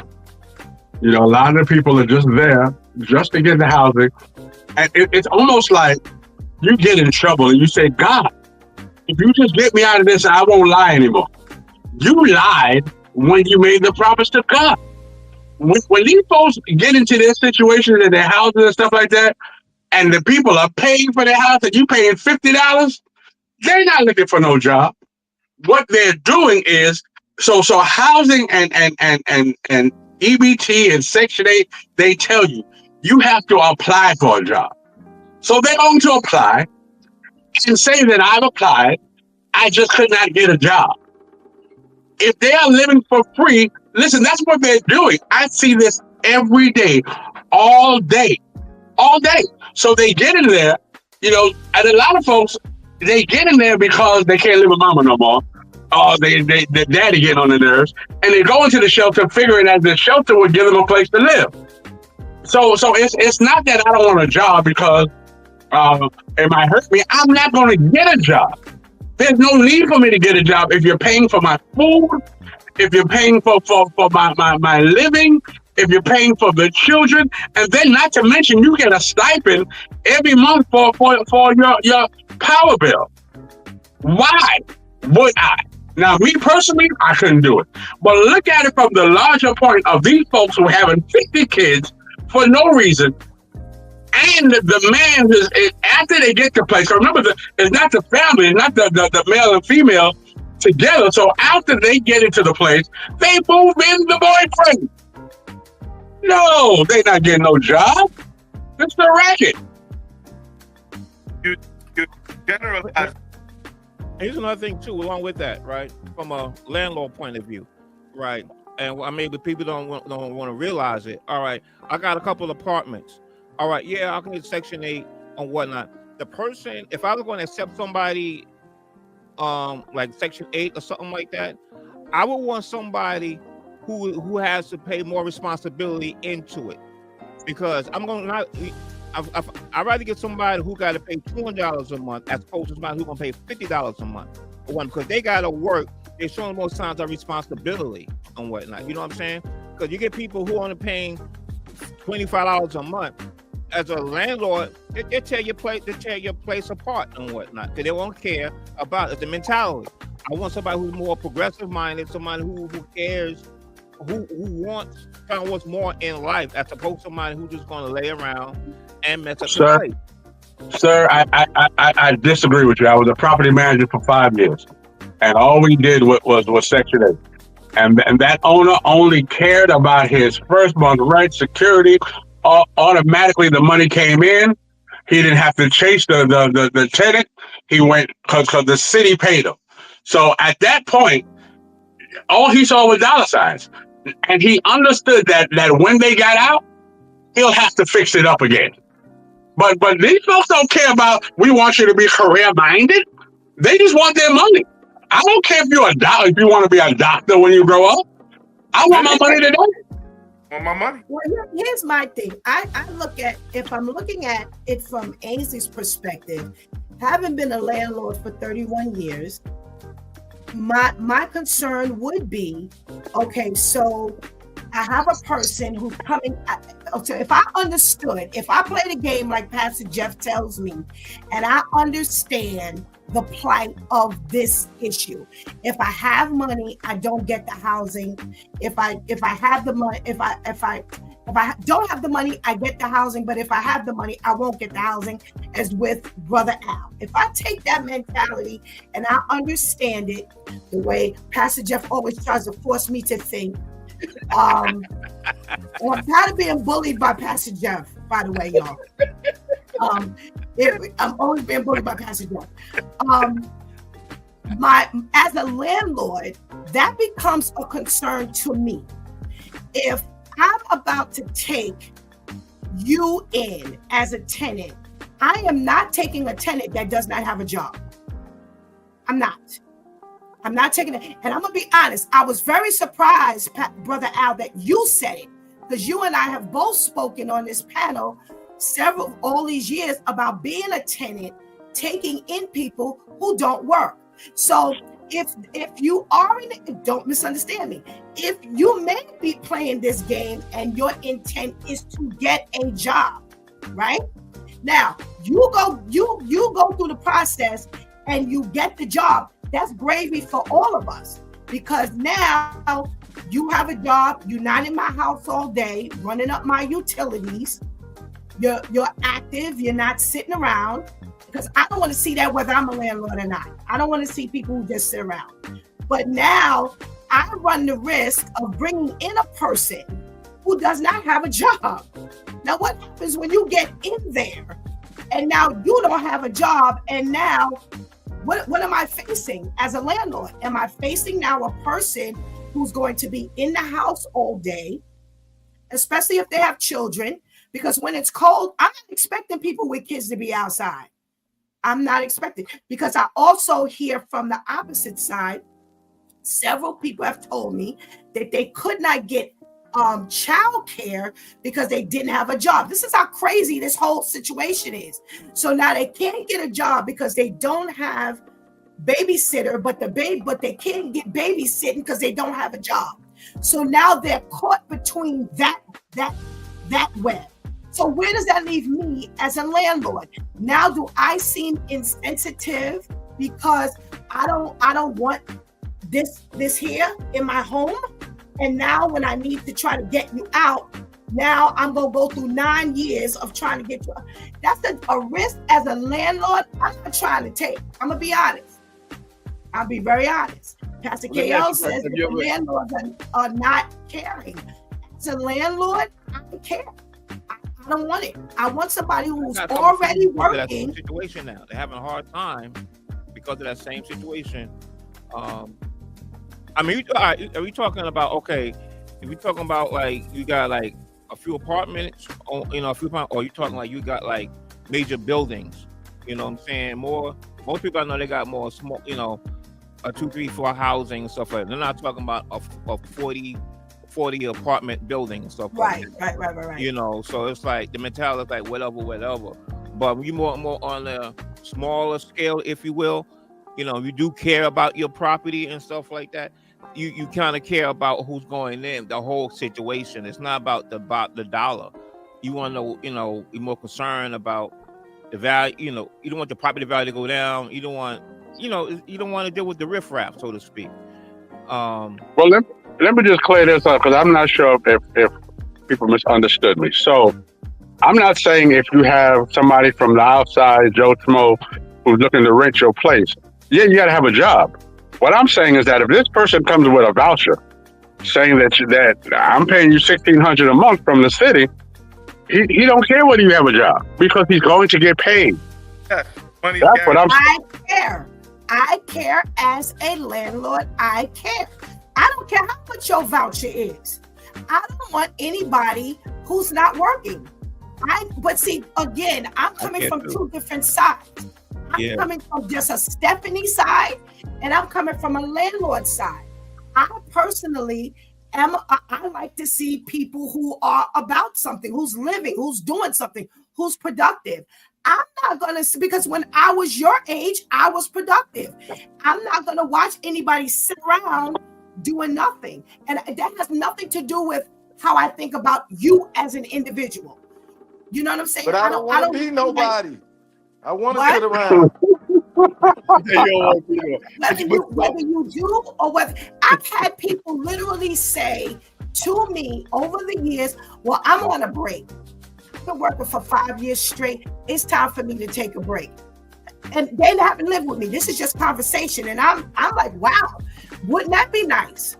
Just chill and say, I'm gonna take a break because I worked for 5 years. I worked for 30. I took a break because I couldn't work. I'm not getting it. But you know, Pastor, one of the things is, as being a landlord, people don't know. And first of all, every state has different rules. Now, as being a landlord, you have a choice. Like when I rent the Section 8, like Pastor Kel said, your money is secure. Just like when COVID went down, and I was telling people that they should do Section 8, I'm not doing Section 8, and then they couldn't pay rent because of COVID. My tenant, I was getting my money, but I made a request, right? I went to a real estate agent. I made a request. I want working Section 8. I'm like you. I don't want nobody just, okay, you get money, you just sitting around doing nothing. No, I want working Section 8. And I also was involved. A lot of people who do this, okay, you're a real estate investor, just give me some Section 8 tenant that's paying this and that. I met with my tenant. I had conversation with them. I did background check. You know, I did all the things. And these people were working, but they were working and they had Section 8. You know what I'm saying? So that was different. I made sure because I didn't want nobody just sitting around either. So you can request that. Okay.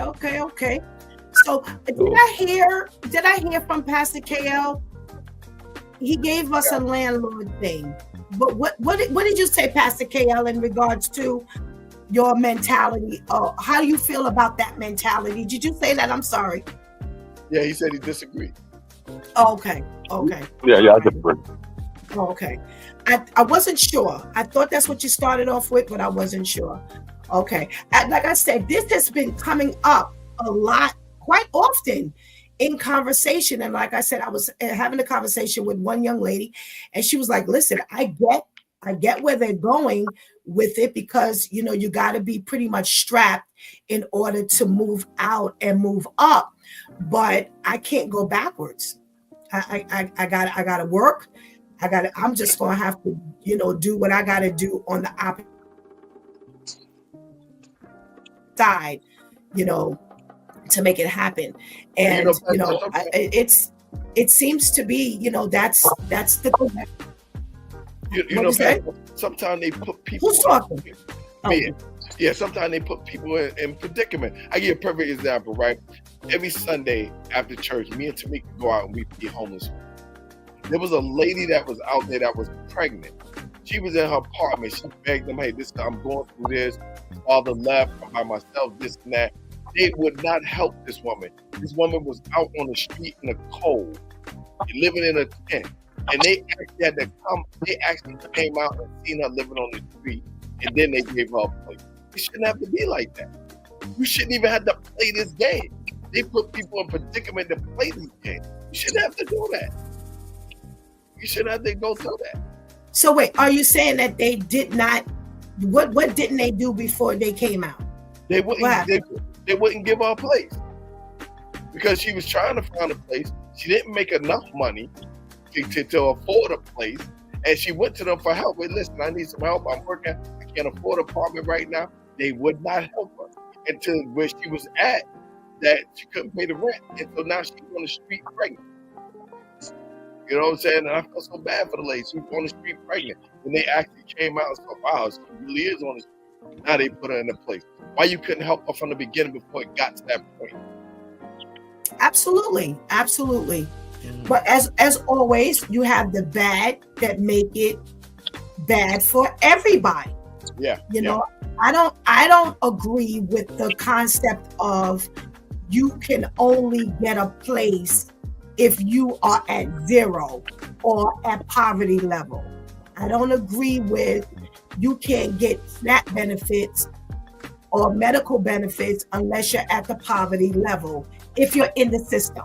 Because we know that you can get SNAP benefits or you can get medical benefits if you fall within the income guidelines. But if you're in the system, the shelter system, for some reason it seems like they're making you go to the bottom of the barrel in order to.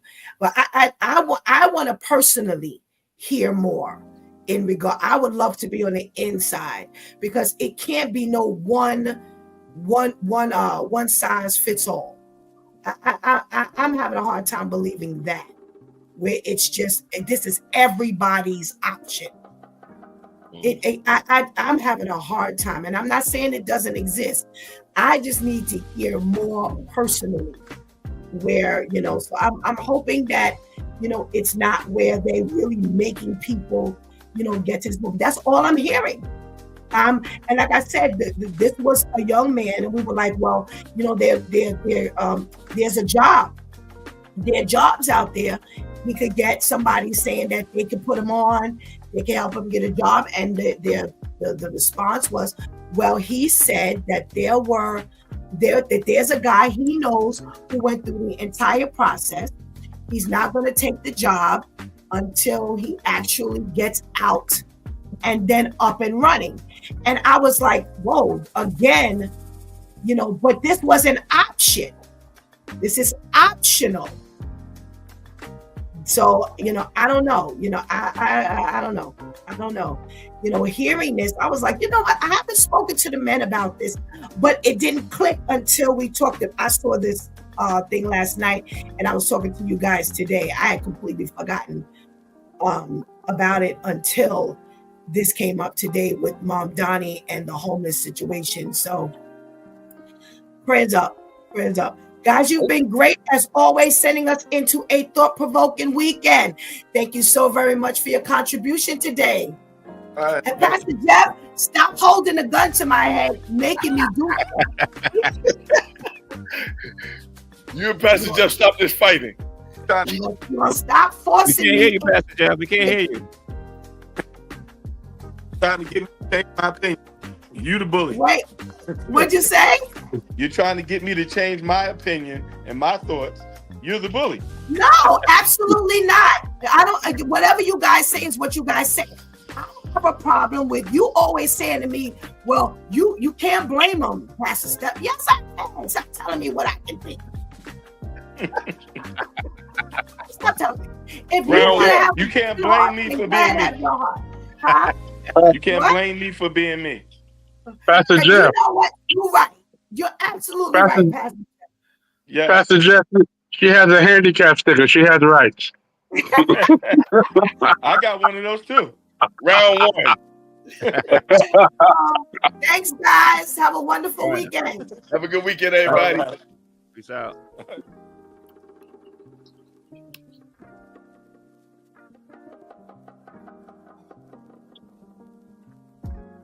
Look at Brother Al. All right. Where is, you know what? Let me get rid of these people. Where is my? Keep me on. I'm gonna keep talking.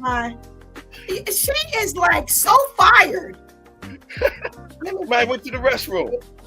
She is so fired. Oh my goodness gracious. She is so fired.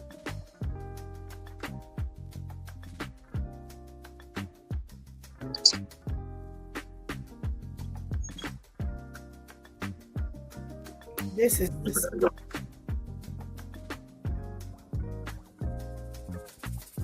she's fired. I'm firing my help.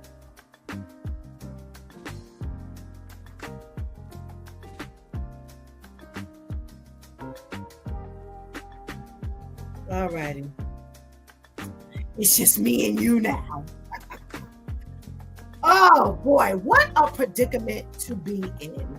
You know, to be in a homeless, you know, starting with the encampment, you know, to be in a homeless situation, you get yourself, you know, some level of tent, whether it's a board, a cardboard box, you know, whether it's a regular tent, and you now are being removed from the street by, let's say, the administration, from the mayor, you know.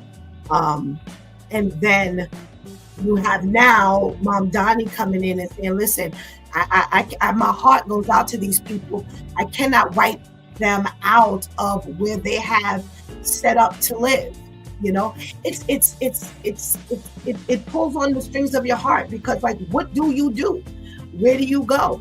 You know, again, you know, to set up housing is one thing. If you worked around the clock and you set up housing, that's one thing. But again, we're not going to just pick up all the people in the encampment and put them in the housing. That's still a whole entire process as to who you're going to put in there, who you're going to put in there first, and what credentials do they have? Do they have credentials? Because they're homeless. Boy, is this a mess that I am so glad I am not responsible for, because this is going to take some real merging of the minds and merging of the resources. So in other words, you're going to have to get someone who focuses on contractors. You're going to have to get someone who's focusing on making sure that there are no shortcuts taken in their housing, so that people are living safely. You're going to have to make sure that you have the people that are going to go through this paperwork. This is hard. This is hard. This is a hard process. Now, we talk about those who have had to fall into the system or have opted, because there are some people who have, this is a plan for them to go into the shelter system. So either way, you're in the shelter system, whether you're single, because again, the gentleman we were talking about yesterday was a single guy. And you know, he's going with what people are telling him, you know, go through this process or whatever. And on the flip side, like I said, you know, I'm on the phone with the young lady. She was like, you know, Pastor Steph, I can't go backwards. You know, I've been there, and I cannot go backwards in order just to seek housing. I'd rather go from the opposite side of it. And, you know, there's Pastor Jeff and Brother Al who say, hey, you know, listen, it's a game, and the city forces you to play a game. And, you know, what else do people do? I am at the point in my personal life where, thank God I'm not homeless. I could have been, There were times when I easily could have been homeless, and I've been a mom since I was 18. So if I was homeless, I was always in a predicament of me and, not that the single individual where I only had to work or worry about Stephanie. I've always had, a child from when I was younger, and I've struggled. I've struggled to make it work. Almost was homeless, but trusting God and doing what I needed to do and making some hard decisions, God pulled me through. And, a second ago, I was about to say, I'm just at the point in my life where I have to trust God. In this world, it is very difficult to make that decision. And I can easily see how people can go the route. I can easily see. And I always say to people, just because I don't agree does not mean I don't understand. I'm with the young lady who says, I can't go backwards. For me, as a disabled person, I'm sitting on another side either who's not eligible for anything. I'm not eligible. Just yesterday, I have to renew my health insurance. And I get Medicare because I am officially disabled, but I have to fight for that. It's not easy just getting, and I've worked for mine, and I don't walk through the door. I had to really fight for what I get. I don't get it easily. And one of the things is you still have to pay a portion of the bill. And I'm paying a mortgage. I can't always pay a portion of the bill. I have to incrementally pay bills, medical bills. And as a sick person, I always got a medical bill laying around somewhere. What you call a bill? An ambulance bill. So I don't even get that for free. I don't get that for free. If an ambulance comes here to take Pastor Steph somewhere, I eat a bill. And because I get a certain amount in Social Security benefits, I'm not eligible for a supplemental benefit, which means that if whatever portion I have to pay, some of us who get Social Security, either retirement or disability, you have to pay, like I said, you have to pay a portion. But some of us, if our income from Social Security is low enough, we can qualify for, let's say, Medicaid or another supplemental income that would help you pay the portion of your bill. I don't get that. I don't get it. I don't get it. And I eat a mortgage. I'm not paying rent. I eat a mortgage. So I get it. I surely get the mentality of, listen, I'm gonna have to do it this way because I need to be up on my come up, and I gotta do. I cannot. I'm just at the point in my personal life where that's not an option. That is not that. That has never been an option for me. I'm not beating anybody up who that option is for. I'm not beating you up. I just can't. I can't. I'm not in that situation. But what I can say is, I have to trust God. And when I say trust God, Stephanie is at a point where I'm trusting God all the way. So again, putting it back in my own seat of, hey, I'm going to, whatever I have to do, I'm getting bills. I just got my eyes done. I need, as y'all saw, if y'all been watching Pastor Steph, I struggled for a whole year and it got worse. And now after that, again, my health coverage only covered a portion of that bill. So both eyes done, I got both bills for 2 eyes. And I gotta just trust God. I have to. That takes growth. That takes faith. That takes just having a closer relationship with God. That has gotten me to that point. And my prayer is that for those who are in this situation where they have to make decisions such as, okay, I'm in the shelter system by default. I'm not talking about those who put themselves there. I'm talking about by default. I've lost a home, lost a job, whatever the situation is. That when they say to me, Well, hey, there's people hiring over here. I'm not saying, well, you know what, I'm not going to take an income because in order to get up out of here, that's not for me. But if it's for them, my prayer is that you learn to trust God. We have a lot to build our faith on. That's a growth. That's a growth. And this is why I said I can't beat a person up, because I understand that the only reason why I'm here at this point is because I trust God. Was this 20 years ago? I don't know. If I said I was going to do it, I wouldn't do it. I'm just going with who I've always been. That has never been an option for me. And there was a point where I couldn't walk. I literally could not walk. And I was at the mercy of, now I can't pay rent.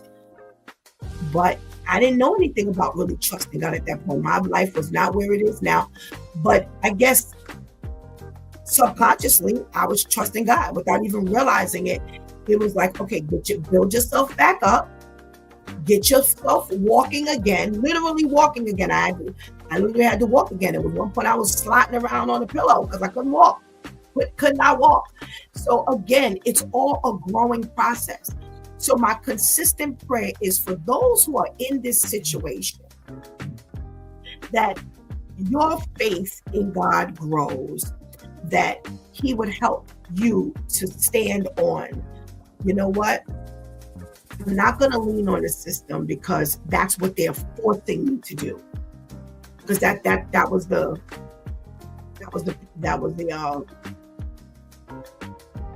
way it was seen. They force you to do that. No one forces you to do anything, to be honest with you. Nobody forces you to do a thing. No. Trust God. You have to put your head in whether, what is forced? Is it a mentality of the world and I don't trust God, or I'm really forced to do something? It's almost like when a person goes in the store and they say, well, listen, I had to steal this meat because I couldn't eat. And in actuality, you weren't really forced to go that route because you could have asked, but because your pride prevents you from asking, because I've asked enough, or me and my family, we're gonna eat by any means necessary. There's a difference. And when we are at a certain point in our lives, it's very hard to see the difference. You know what I'm saying? So, I get it. I get that there are some people who feel like, you know what, I have no other alternative. My prayer today, as always, is, I always close with, find God. Once you do that, your mentality will shift. When you put your full trust in God, your mentality shifts. It really does. I know it's very hard to see it when you're not there, but I'm looking at the then and I'm looking at the now, and I see. I have a group of young people who I minister to each week. My congregation is full of young people, and my whole presentation to them on a regular basis is trust God. I don't care how it looks. Trust God. I have never, ever, ever, ever, ever, ever, ever been in a situation. And when I tell you the stuff that I'm hearing now, trust me, you ain't been behind the 8 ball like I've been. Trust me. I have put my hand in the palm of God's hand, and He has brought me out every time. I'm hearing people, I got rent. I owe $3,000 in rent, and they're panicking. Try 100,000. Try it. 2,000, 100,000. And if we don't try God, and that's the one thing I stand behind, if I don't try God now, I will never try God. Because let me tell you something, the enemy is going to ensure that it becomes worse. It is going to get harder. So if you don't trust God at level 1, it's going to be hard as hell to trust God at level 12. You have got to learn to trust God at some point. So maybe that's another reason why I don't lean to when Pastor Jeff says to me all the time, you know, you got to understand them. No, because I've come from a place where my life has been on the line. I have laid on the bed 3 times and somebody said, you ain't got no business being here. Whatever we need to do, we need to do in a matter of minutes. And I'm here talking to you right now because I trusted God.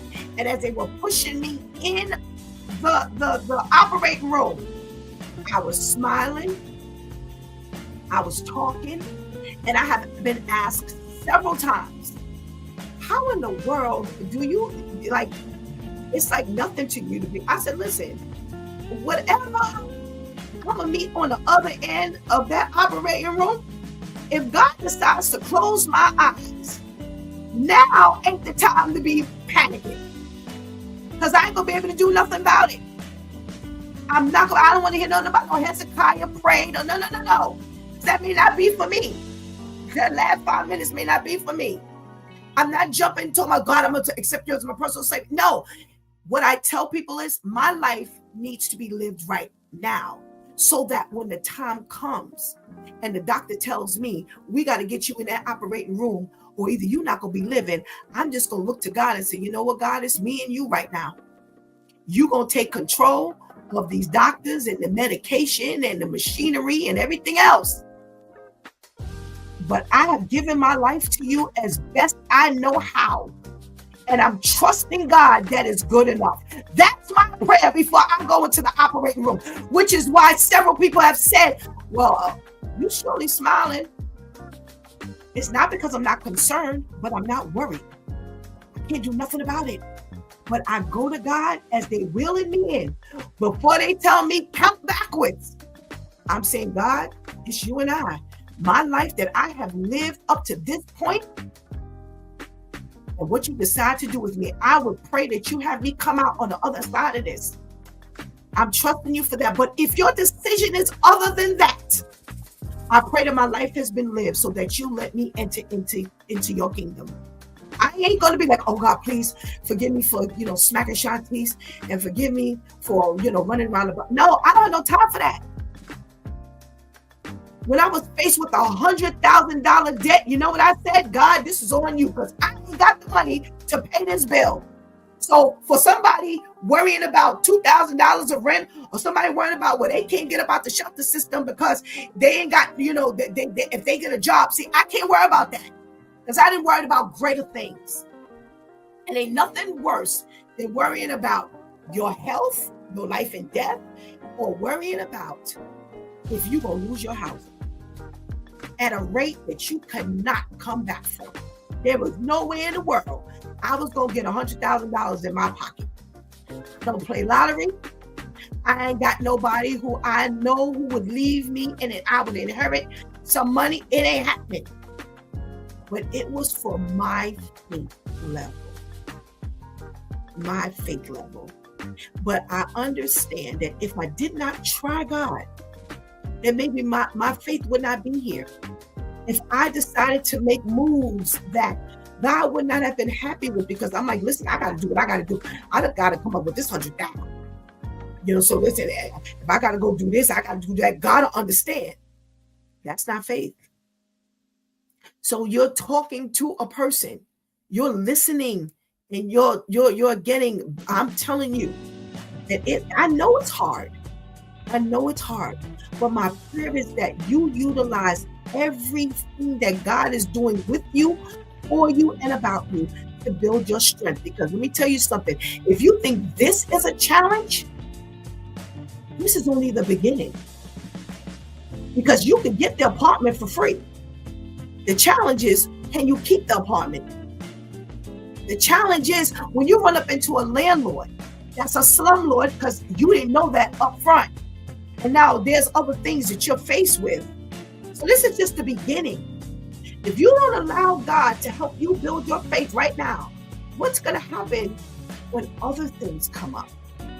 Are you going to panic each and every time when you are up against these challenges that are so large that that you can't see yourself out of. So therefore, as Pastor Jeff always tells me, you can't blame him, Pastor Steph. Yes, I can, if I choose to. Because there's always another way. And let me say something to you as I close. If you have not opted to go God's way, then you have not opted every way. You have not considered every way. When you close down the option of God, when you shut yourself down for where you could go, that's the message that we should be sending as people of God. Don't let this world ever make you believe that you can't. Don't ever let this world make you believe that the options that they give you are the only options available to you. And that, in my opinion, is the mentality when someone tells me you can't blame them. If I haven't said to God, God, what do you want from me? Do you want me to go this route?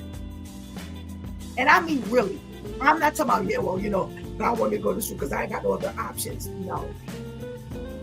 I'm talking about really putting God to the test. Really putting God to the test. Because what the world offers you, what this city and this, you know, your situation offers you, that ain't God. That's what this city, that's what this world has put you in. But how does God want you to maneuver? Now, I can't say that God didn't tell you, well, listen, I'm going to make this route for you. I can't tell you that.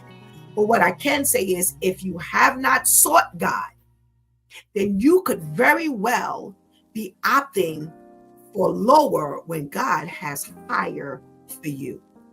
And we don't know when God has higher for us until we put God to the test. Oh, we don't know what God has for us when we have not really put everything in the hands of God. Are we doing everything? Ooh, that's the other question. Are we doing everything we're supposed to do so that we don't have those options? Oh, whoa. See, this is why I can't be told you can't blame them.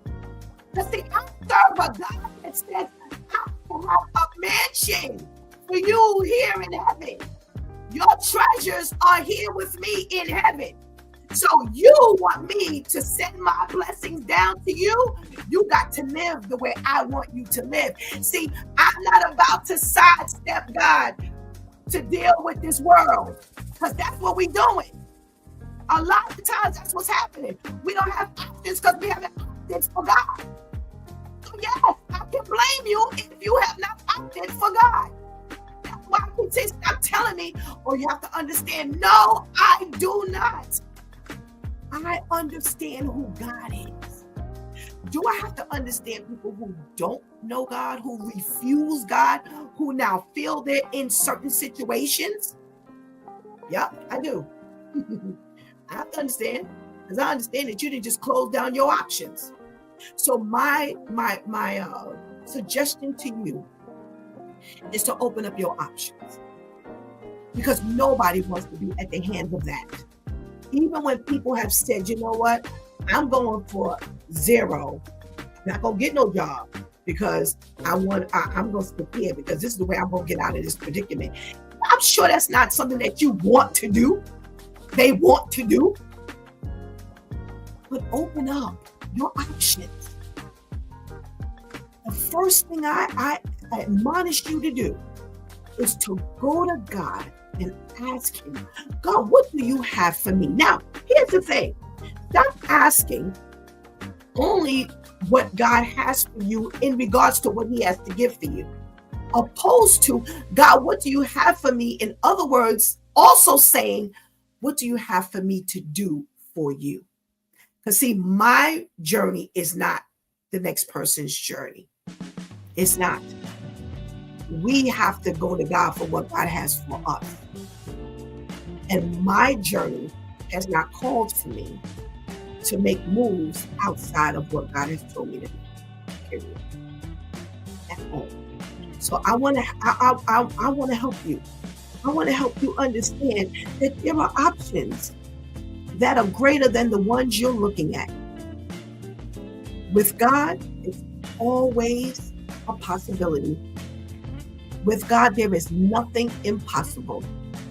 And that's what we have to really keep in mind. And that's why I'm always the last voice you hear. No matter what is put on that floor, I am encouraging you that I understand. I do. As a single mother of 3, holding down a mortgage for 31 years, walking into Social Security, disability, having a mortgage over my head, I understand. Trust me, I understand. Not having a father in the mix, I understand. I get it. But what I love is that I have been moved by God to say yes. He kept knocking on my door till I said yes, before it was too late. And that's what he's doing with you right now. Why do you think you in front of Pastor Steph and Pastor Steph is in front of you all these times? Because he's knocking at your door. But I also understood that God was not going to continue to knock. So trust me, God ain't going to continue to knock. He says, remember, if you ignore me, I take my hands off. We don't want him to do that. Because now you left with options like the one we just got finished talking about. So don't make yourself optionless or limit your options. You want to be open up to a world of opportunity where you can actually get that job as well as get that housing. Yet you won't need benefits. I ain't got to lean on this world. Do you know how, oh my God, how grateful I was when they closed down them SNAP benefits that I wasn't worried. That's what I'm talking about. I'm talking about moving into a position of life where that is what I ain't worried.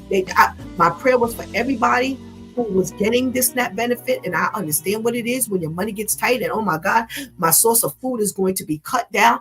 But I was so grateful to God that I was in a position where I didn't have to worry about it. That there, I don't want to be at the mercy of anybody, but because I know as long as I live my life right, I can call on him and he will deliver me from anything. But the contingency is I must live right. Can you say the same?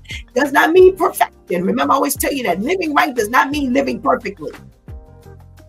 But living a life that is acceptable to God, that no matter when you call on his name, he will rescue you. And I have to tell you, I just turned 59 last year. God has never let me down. Has never, ever, ever let me down.